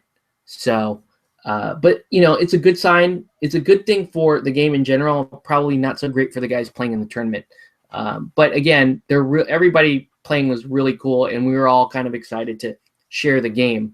And that was kind of the point of playing outside of our normal realm, right? I mean, we could have had that tournament at a hobby store. We could have had that at a tabletop gaming convention, but the fact that we had it there, we know we're exposing the game to people that might not normally encounter it, which is cool. Let's see. Oh, go ahead. Oh no, it's I think it was awesome to do it there. At least it doesn't hurt to try it as well. So it's good to get exposure. Yeah. Sundays at cons are always dead. They are, but sometimes the one I'm always conflicted about Sundays, because over the course of the weekend, you have people going, "Oh, you're going to be here all weekend? Okay, I'll come back later." Right? You get that a lot. Like, "Oh, you'll be here all weekend? Okay, I'll come back." And at least 50% of those people aren't coming back. So it's never really a great proposition. But if you do have the time to be around at, say, a Sunday con or the end of a con, sometimes there's people that are like, I just need to burn my last hour, and I've been watching this Guild Ball stuff happen all weekend. Maybe I'll walk over there and play a game. So if I could, if I could have stayed there longer Sunday, I would have, just to try to snag the last second demo or whatever. We did run a couple of demos over the weekend. It wasn't a whole lot. There were more people interested in kind of finding out about the game. So a lot of the promotional stuff that Steamforge sent got handed out. And hopefully we'll see more of those guys on at the LGS. Let's see. I saw that Saturday stuff was on Tiebreak, but who was there on Sunday? So Sunday again was like it was more demo stuff, and Leon came back. He wanted to play more Guild Ball, which was awesome. So he came back and we played another game, or we played part of a game. It's actually on YouTube. And it's the exhibition Masons versus Fish. Now here is where the folks that are chasing Leon, where we might take a couple of notes here too. So just so you know, Dave, Leon explains to people that there are only two people that can beat him, and that's you and me. But I don't know. He hasn't played Callan yet. I think Callan can take him. And that's because I know you beat him before with Butchers. I beat him a couple of times now with Masons. And so that's kind of his thing. And he for whatever reason, he explains that he is terrified of Masons. He's just terrified to death of Masons. And because Masons are so flexible that you can almost always generate a decent answer to stop somebody. Or at least that's the way how he sees it. And oh yeah, go ahead. Also, a lot of really low momentous tackles, baby. That's like they can play soccer and they can steal the ball with like a lot of really low momentous tackles, which makes them like a pretty good threat against a team that wants to play football. Plus, they can beat the crap out of you. So, I think they're actually surprisingly mobile, especially people like Honor who have a lot of damage push dodges and stuff like that. In general, so yeah, I think especially also if you throw in someone like Decimate, who actually has second wind that can make models that aren't normally mobile and all that kind of stuff. So yeah, I definitely think that they're a pretty good matchup. I think that Butchers as a complete like opposite, they're pretty fast and like you mentioned, they can deal damage. They can take the fish off the board really quickly. I also think Morticians are pretty good against them because normally, if they can't score like right away, like Obulus is always a threat to take the ball away and just like play it. And then also playing with their activation order can really ruin their flow. Like if you get to go first and they're holding the ball and they haven't scored yet, you just basically shut out that player and then they're stuck like basically with like waiting on that player and you can do whatever you want with it. So there's a lot of things you can definitely do with them. But yeah, I think he's a very good aggressive player. So he has the scoring down, which the 3-goal thing is a real threat with Fisherman. So I don't know. I'm just looking forward to playing everybody because I haven't got to play I don't think anybody down there yet. Even David when he came up because we were swamped with demos. So I'm just looking forward to getting more games in outside my local group. One of the local guys just picked up Fish, so I've been playing games with him. And it's been a lot of really good games. Actually, I had a game the other night where it literally came down to like inches and there and like random snapshots and stuff like that. So it was a very good game. Oh, So nice. I actually really enjoy the Fisherman versus Morticians matchup because they both have stuff to. I mean, Fish just have their mobility and their tricks, and then Mortician just is just a bag of tricks. So there's really fun stuff you can do. Also, I think Corsair is a really interesting model as well because I think his legendary play is pretty bee's knees. Like like the fact that he gives everybody kind of like super shot and close control makes things harder. Luckily, I have Obulus, so I can make them pass me the ball. I don't have to worry about close control. But it is a thing that's tough to deal with when after that that tool has been spent trying to get the ball away from him. Takes two tackles. Sturdy also. Yes, he actually he can give them sturdy as well. So the normal knockdown tricks that you have with like the big beaters like Ghast or Fangtooth don't work quite as well. Actually, that game actually focused a lot on. So I made it really obvious, like I was going to Puppet Master turn 1 and beat up I think it was Grayscales because I was able I had basically 2 entreat and I could get on him and kind of knock him down and then abuse him. But instead what I actually did was he was setting up preparing for that play with like his resources, like Sakana like smoke, like even use smoke on him and random stuff. And then what I actually did was I just Puppet Mastered Gas to set him up to go into Corsair. I got the momentum advantage out of that turn. So what I did was I unmasked on Corsair, which is pretty good. I hit him and Sakana, and then pushed them back so that on the beginning of my next turn, I could just charge and unmasking again. And unfortunately, he had positioned Salt and Angel near that blast zone, so I got off like a lot of damage very quickly on him. Yeah. That said, Fish are still really fast, and so it was still a game after that blow. But there's a lot of fun misdirection stuff you can do like that worked out really well with when Corsair surprisingly is very tough for Fish, so he definitely brings a very different thing where instead of people folding, it's like he has tough hide, but he is a low defense target on a Fish team, which makes him really susceptible to unmasking, especially if you put something like confidence on, Ghast or someone going in, he's going to like do extra damage. Can't knock him down, which is unfortunate, which is normally like the sweet spot is like you wrap and unmask and knocks not a momentous knockdown or whatever, but that's not in the cards against him because he is sturdy. Yeah, that Mason's being so low defense, I am scared of a Mortician matchup because just about everything works on us. So yeah, all the character plays work, but yeah, but I think the thing that I think the armor actually plays pretty well against a lot of Morticians because they do have like some high attack characters. I actually think Scalpel particularly is really good against Masons. Because she has anatomical precision, and I've actually liked her in that matchup. Right. But I mean, the fact that every like Silence is very highly likely to land plays, Obelisk is going to land his plays is really good. But there's a lot of linchpin low attack models that when you're saying like I have 5 dice and I'm automatically removing 2, even though it's 3+ to hit, like that's still like not great odds. That's still like 1-2 hits. Right, your success range is severely limited. Yeah. So your playbook range gets limited by the armor. So yeah, for sure. So let's see. I will knock Leon's ass down, says Dave. Morticians are late game. There's a reason why so many tournament people play Morticians. So yeah. So here's what happened actually with the exhibition game between Leon and I on Sunday, right? So Leon went ahead and he won the coin toss because awesome. We need to talk to Steamforged about that. They should make some. I was thinking for like when we start doing national titles, like the Super Bowl, they should make special coins.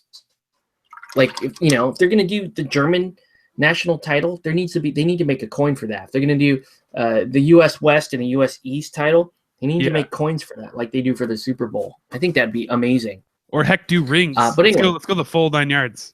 Let's do rings. Oh shit, man! Yeah, we should do rings. We need to do that for SoCal. That's just got to be a thing, man. We gotta fundraise. I gotta paint more Guild Ball and sell it. Then we can do rings. But anyway, so so Leon went. He received the ball, and it was kind of business as usual, right? The first turn, he spent a lot of the first turn passing the ball around to gain momentum, and I was like, okay, not really surprised by that. That's kind of what fish do when they get the ball. And I spent the turn, just gearing up Mallet. I was like, okay, I'm just going to do a little bit of damage, maybe score some influence, and try to make a play for initiative first turn. I didn't think I was going to kill anything. I ended up not killing anything that turn, just scoring a little bit of influence on Shark. The one thing to note in that first turn was he made, I think, a total of 4 or 5 passes in the first turn, and he did fail one. He failed one pass and it was one of the critical ones towards the end, to Angel, where he likes to try to take a first turn shot on goal with Angel, by giving her quick foot and parking her up on the line, getting her the ball with momentum, and then basically just slamming full speed across the table and going super shot and trying to take a shot on goal. Right, that's kind of one of the things that Leon likes to do. The fact that he missed the critical pass to her made her adjust her movement in just such a way that she could not take a shot on goal. So he was a little bit frustrated by that, and understandably so. But that that's going to happen when you're playing the game sometimes. Meanwhile, I'm like bunching up my stuff towards the middle here, which is a bad habit for me, because Mason's players are obsessed with our spacing. And we want to get as many of our synergies as up as possible. So I was bunched up there towards the middle, but I managed to kind of plug a bunch of gaps between some of the obstacles that Leon would have to face if and when he was going to take a shot on goal. So second turn, Leon gets first turn again, and he's working his way around the ball. He's trying to kind of finesse it around my little trap up the middle. He did make a mistake in terms of letting. I had actually. He had engaged Brick, but early in the second turn, I freed him up by doing a couple of push dodges, I believe, with Honor. So I freed up Brick again, and he rolled up with Sakana to try to pass the ball. I got my counter charge off, knocked Sakana down. I think it was Sakana anyway. Scored the knockdown. The ball bounces over to Mallet, and then this is where things really start going downhill for Leon. So the ball goes into Mallet's hands. Shark basically sneaks around my line to take the ball from Mallet, and so he tackles the ball from Mallet. I play Protect Your Balls, gives me the free counter, and then off the counter attack, I managed to stick Smash Shins on Shark. Oh, so yeah, that's crushing, right? Because Shark at this point is like behind my line. He's like facing the goal, and he's basically home free. But I played the counter attack, landed, and here's the other deadly thing: is I only need one hit to land Smash Shins. So I landed Smash Shins on Shark. He decides he's going to try to go for the goal anyway. So he has to play the momentum plus bonus time just to give himself one die, because he's -4. So he has to give himself bonus time to roll one die on the goal. And he misses the goal, scatters wide, and he's deep in the corner. Should also point out that Mallet had taken a healthy chunk out of Shark in the first turn. So at this point, Leon's dreams of scoring in the first 2 turns are basically crushed. yeah. Right. And like we were saying, Leon needs to score. The way he plays, he needs to score early in order to stay in the game. Otherwise, it's just not going to happen for him. So he took a look at that. He looked at where the ball was. He knew that I hadn't gone with Mallet, but I had been spending the early part of the turn gearing him up for a major assault. I and so we kind of talked it through. I had enough influence left to where I could have easily dispatched Shark, and possibly another player with the number of players on my side who hadn't activated yet. He did pop his legendary play, which meant I wasn't getting to the ball that turn, but neither was he. And if I'm able to drop players, and oh, by the way, and I had dropped, forgot to mention, I did drop Salt in the first turn. And no, sorry, I dropped Salt earlier in the turn. Earlier in the second turn. So he was already down some influence, and things were looking bad. We kind of ran through the scenario, how it was going to play out. And and at that point he just called the game, because he was like, yeah, it's going to be a bad afternoon for me.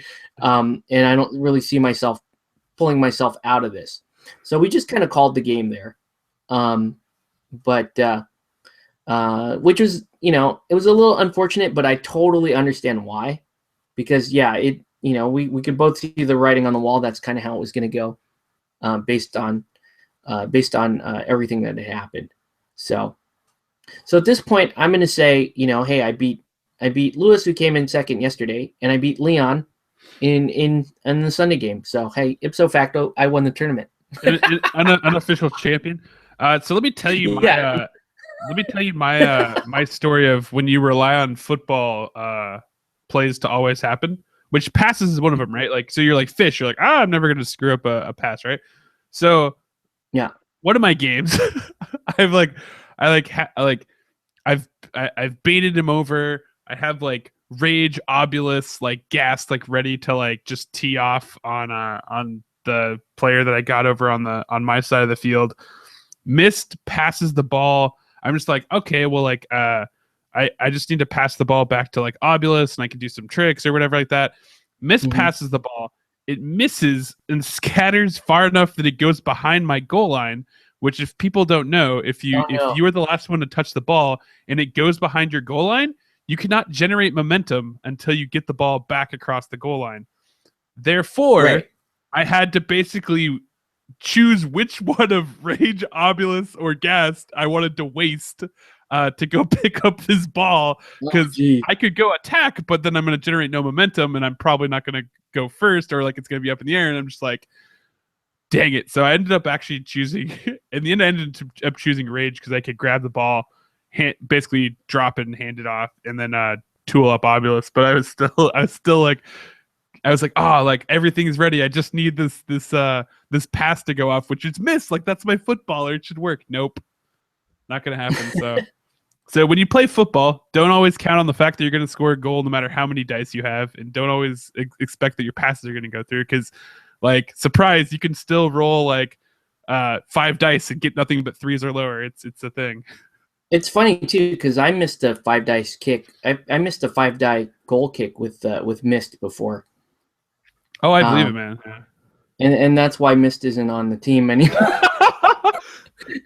Mist can play for the Alchemists. That's fine. That kind of behavior is acceptable on that squad, but not on my Masons team. I don't know. I basically consider him a Mortician player. Again, I think I hear the name Mist. I think female. For some reason, so I always confuse them. Also, like, that model is just a ball of ribbon, so like I have no identifiers to know what it is, what gender it is. But anyways, like, basically the way Morticians play, it's like you're pretty much like, we need a striker. All our strikers are pretty good, but Mist is just like go and score. So a lot of times you end up with her as basically the Mortician's go-to, where other guilds, I mean, like, yeah, you could take Mist, but like you said, you have, like, amazing strikers within those factions already that are mobile and have other like pluses, like Flint and stuff. So you're just like, I don't really need to take another Mist unless I really want to go score heavy, which you can do, but I basically usually see her as like mainly like the Mortician striker in most cases. Bonesaw is fun, but he's not. But Bonesaw's not like okay, I have possession of the ball, kind of like an Angel character. I'm just gonna go with my like 24-inch threat range or whatever ridiculous it is and just go score. Like it's not the Like same. this might make my he still might make my 8-man roster, but he's really the only time I see myself playing Mist on my Masons team is about if I'm really gonna hard commit to playing football for a game. Yeah. You know, if I'm really gonna commit to, okay, this is my strategy, I have to score goals against this team in order to win, and that's the way I'm gonna play it. And honestly, the only team I might consider doing that against would be something like Brewers, where it's like, you know, I could fight Brewers, but I'm not going to win an attrition game against Brewers. I can outscore Brewers. I have better scoring options than they have. So that might be the only time I would field Mist. And even in that case, I still like Decimate back there, just because Decimate gives me two things at the same time. Decimate gives me essentially a mobile battery, and she has, you know, she's actually a decent damage dealer if I equip her to do damage during a turn. So she gives me a little bit more flexibility than Mist does, and that's why I can see, you know, that's why she has a spot and Mist doesn't. But anyway. I would say against teams that are especially teams that are low defense, high armor, anatomical precision is so good, and Decimate that is Brewers in a nutshell, right? It's like okay, like you have 3 defense and 1 armor. Like Decimate says you're 3 defense, no armor. That sounds great to me, and she's super mobile, and so I think she's a great matchup against someone like them, or I mean even into Masons again. Like they'll still have an armor left over because most of them are 2 armor, but it really adds up really quickly against any kind of try to tanky member for opposing teams to send her up against. Another good example is I think like, you know, Jack and Corsair are now more popular for fish. They're perfect targets for, like, if you know that they're probably going to run something like that, you take Decimate because she's a great matchup against those guys, because she just basically says, okay, now you're just a 3 defense fisherman. This seems great. So yeah, that was the first exhibition game that day was against Leon. Then I played my last game with my Alchemists, because I sold my Alchemist team. So I was playing my little farewell game with them against that's awesome. Jose, that was playing my Butchers team. So I still haven't played my own Butchers team. I'll get around to it at some point, but so I needed to play my farewell Alchemist team, and we were both messing around with Union players, so we both took 2 Union players. So Jose took he took Decimate and Gutter. That's right, yeah. He took Decimate and Gutter. I took Mist and Snakeskin on my Alchemist team, which was interesting.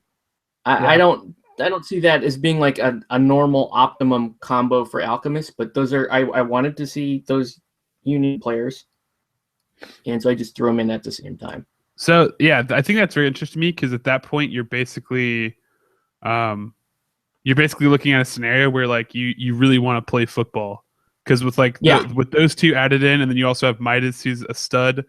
Who are you playing against? What faction were you playing against? Butchers.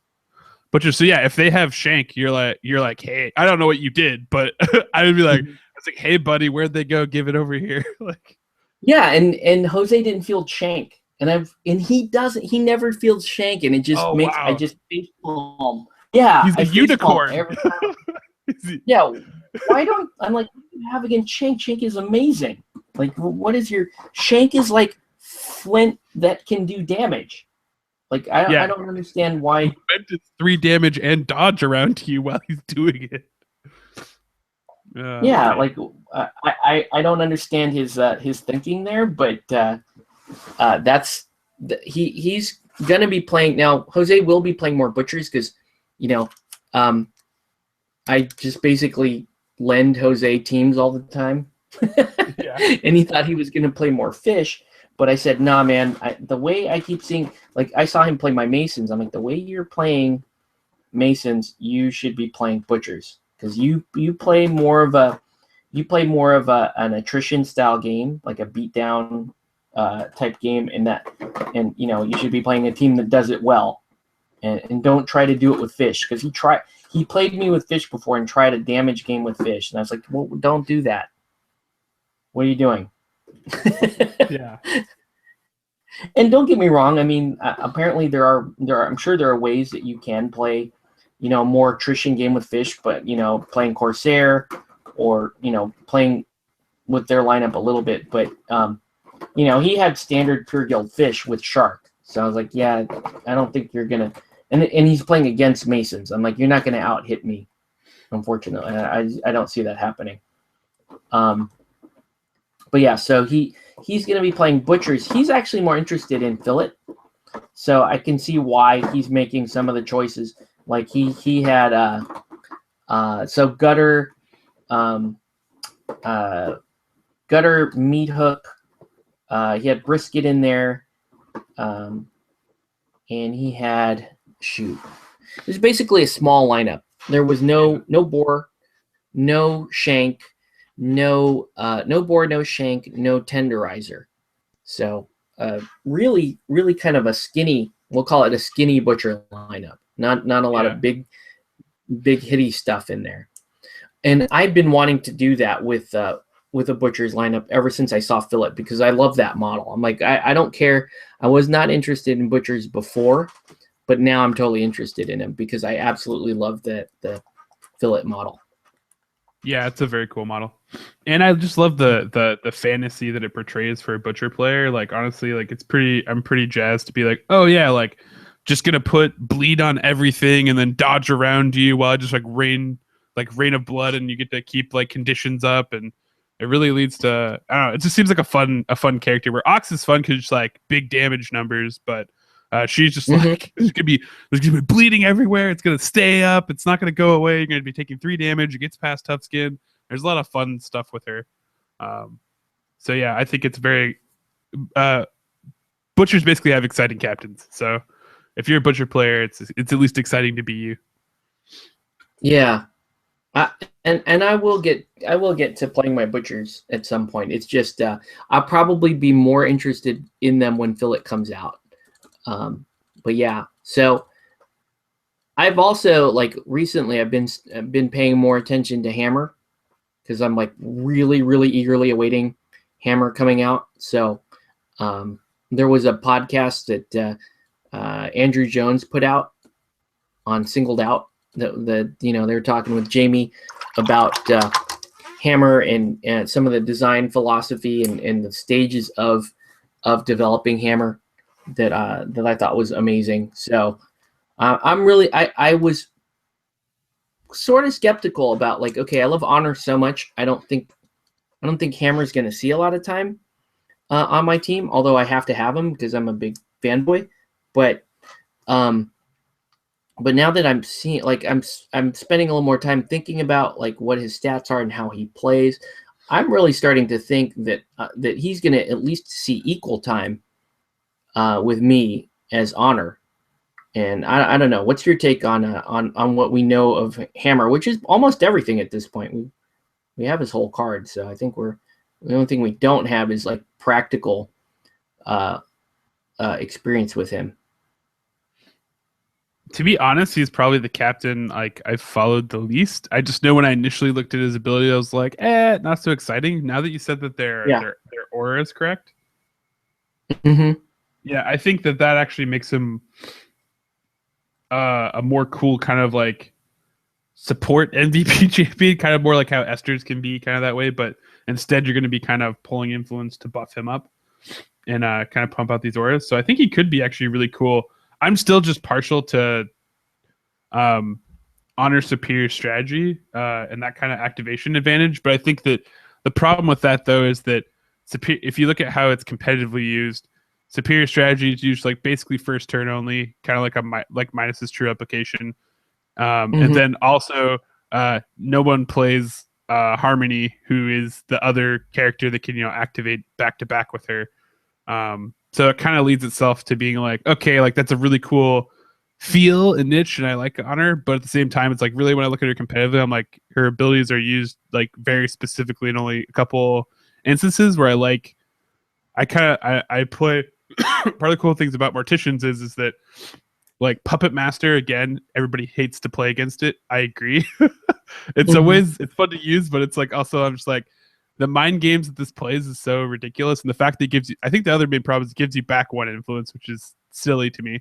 But Yeah. the fact that it can do so much is like Obulus is not just a like, oh, okay, he's just gonna do this one thing all the time. He can do tons of things, and Honor can just beat face, but the activation thing is very, there's only like a brief window at the beginning of the game where you're probably going to use it, and then that's it for the activation game. So I can see Hammer definitely being a new breath of life and someone that's going to consistently have these plays and auras that he can utilize essentially. I still I don't know, I still actually do use superior strategy at certain points in the game. There are some points where I do want to have the second activation, but yeah, in general though, it is more of a early game strategy. But yeah, Hammers originally he didn't seem that interesting to me, and then when I saw the heroic play and how that whole thing works with being able to draw influence, and especially the prospect of other guys on the team being able to do that. That was huge for me because it's like, wait a minute. So in other words, if I have this aura up and I want extra damage with Mallet, I can do it. And or I want extra kick and movement with Flint, I can totally do it. And I can do that potentially in the same turn. Okay, I'm in. Yeah. Yeah. I'm like, okay, yeah, now you got me. Now I'm really, really interested in that. So I'm looking forward to putting Hammer on the board whenever he shows up here. Lots of comments here. Jamie P is a good guy, but he seems way too skinny to be a proper geek. Okay. Sure. All right. Okay. Well, I didn't know that realistic body sizes was going to work its way into nerd culture. Dave with the little skinny shaming there on the nerd culture. Matt Hart bought pizza for everyone Saturday night at Adepticon. There was a big row of Chicago pizzas, and of course it was the veggie pizzas that were left at the end. Of course, if you're in Chicago, you're gonna have proper pepperoni sausage pizzas. I mean, it was nice that they were at least considerate of people that might want veggie pizzas, but you know, I hope there was like one. The one or two vegetarians there. Yeah. A vegetarian in Chicago, I don't know, I feel kind of bad for, just because there's so much good food in Chicago, and vegetarian isn't what comes to mind when we're talking about good food in Chicago. So yeah, exactly. But yeah, overall, it was a really good weekend for Guild Ball. I mean, we played. I didn't think I was going to get in as many games as I did. So being able to sneak one in there at the end of the tournament was cool, and then being able to play, I actually played 2.5 games on Sunday. That was pretty awesome. Yeah, more games, the better. So yeah, so from here, the next major tournament is going to be Kingdom Con at the end of this month. I still need to get confirmation that we are a sanctioned event, but I'm expecting that we'll get it, just because we had the registration has been full. Jay has been kept abreast of all the activity that's been going on in our region. So I'm fairly confident we're gonna get our sanction and be good for Kingdom Con. I just need to prod him a little bit more, because we're starting to get close to that time now. How many? And then we have how many people is the tournament again? Is it 8 or is it 16? It's slated for 16, but we have 16 and 3 or 4 on the waiting list. Nice.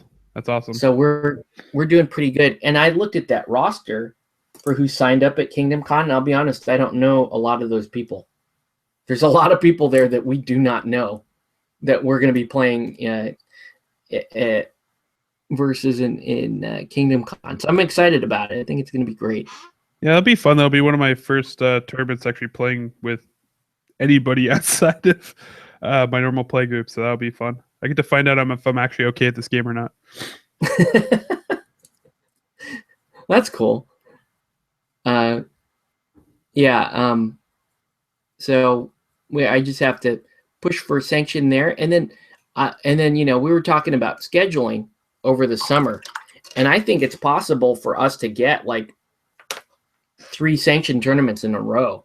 Kingdom Con, Strategicon, which I need to schedule. I need to put on the Strategicon website so that we can actually get a full registration and then apply for sanction there too. And then the Guacamole Cup, which I'm sure should hit a full 16. Can we? I think that'd be awesome. Yeah, I'm also going to start encourage. We have a small play group happening, right? I'm going to encourage them to come down to some of these ones coming up as well.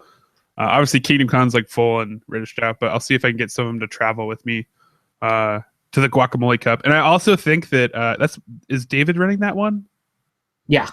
Yeah, I think so. If David's still watching this, or if he does watch this later, I'll ping him after this. But it should be required that if you get a screamer, that you have to shout out "Holy guacamole" or something ridiculous. I think it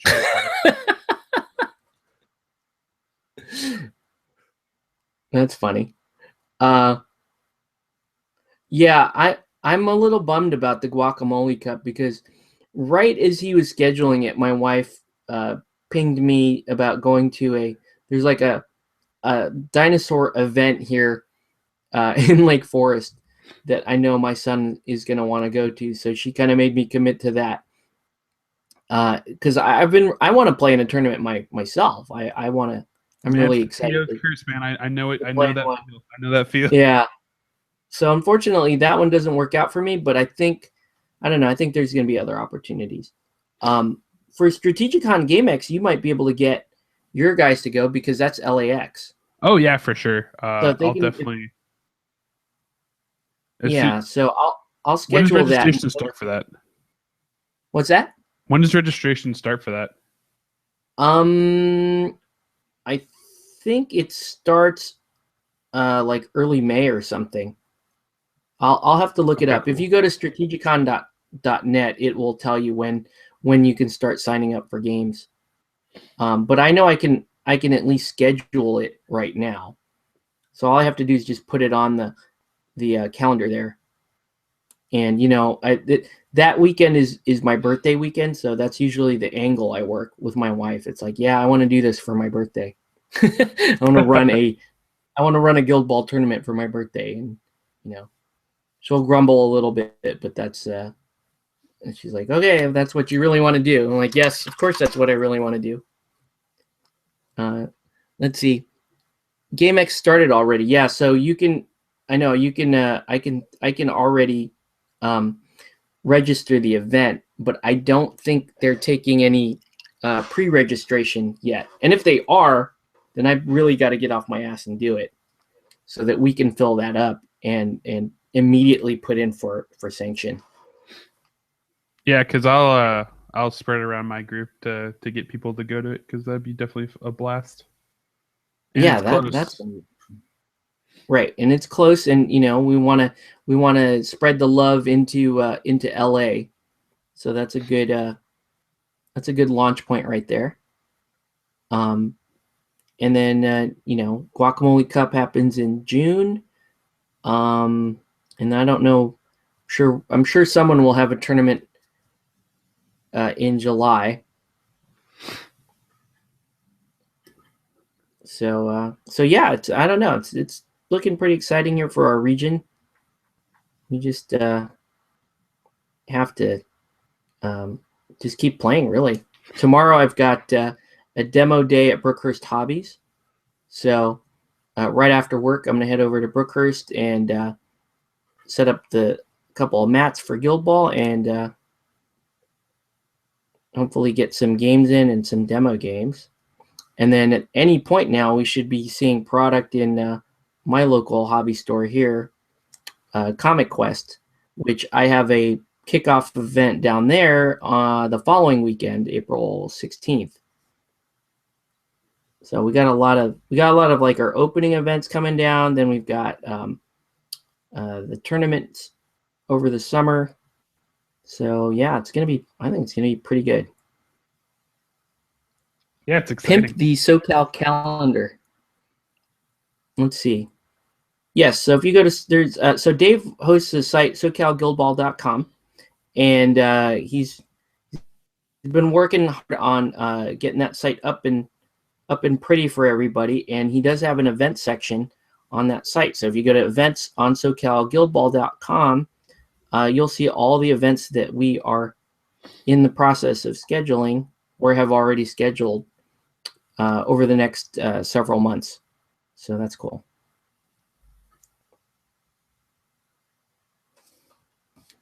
This guy's paint job too boring. He looks very Signar-y.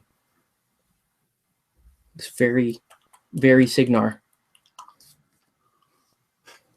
If that is such a word. Lots of blue and yellow. But yeah. Yeah, I'm kind of doing this like non-metallic kind of a gold color, and then blue and white.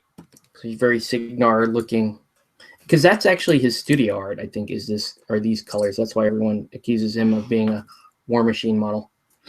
Oh, yeah. He actually does kind of look like Journeyman Warcaster.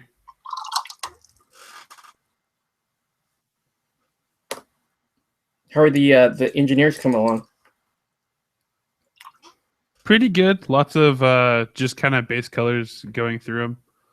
So all like the wood metal is down. I'm going through doing different accent colors. I've started to really like enjoying, especially for hoist and velocity. Actually, like made it so that they're different colors between the two accent colors, which are green and blue. So so velocity will be green. It'll be easier to tell on the tabletop, but two, then I get to play with those accent colors and kind of flip them. And then I also usually like to do the accent colors different for captains. So aprons are going to be kind of like the blue color for most of the characters. And then, for example, Ballista is going to have like a green one instead. I'm going to highlight it different colors and stuff. So that way it's like cool. they pop and stand out. I did that with my wife's brewers and actually really ended up liking it. Because one of the other part of that spawned from her and most players when they first start out being like, which one's hooper and which one's tapper? Like one has a hook and one has a paddle, but like when you look at them, they're both holding sticks at the same angle. Like, yeah, they look like almost the same sculpt. Yeah. So one and I had one of them wearing a hat and the other one isn't.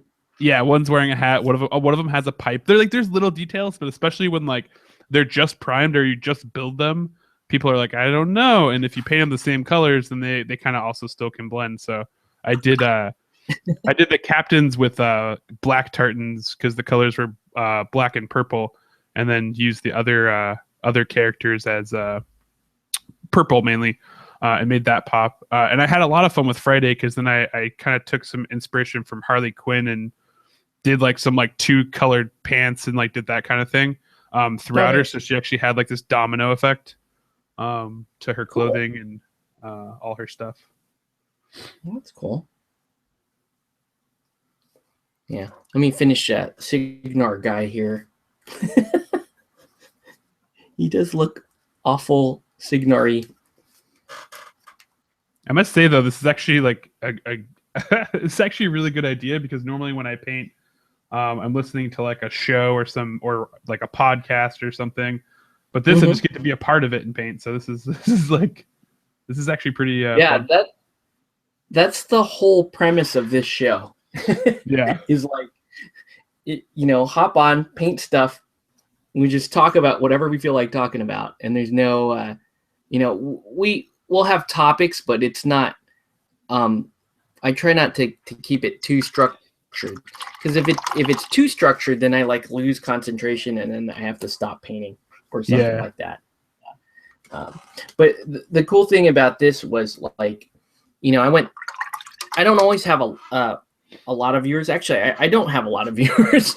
I have enough. I have a handful of viewers that tune in every week that are working on stuff. And the deal is, okay, not a lot of people watch this live, but as long as one person tells me, oh, I'm watching and I'm, and I'm getting something from it, then I'm going to stay on the air with it. But it's pretty cool because it just, you're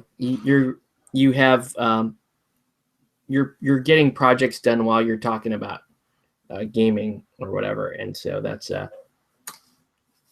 always another fun activity. Yeah, it's always a plus.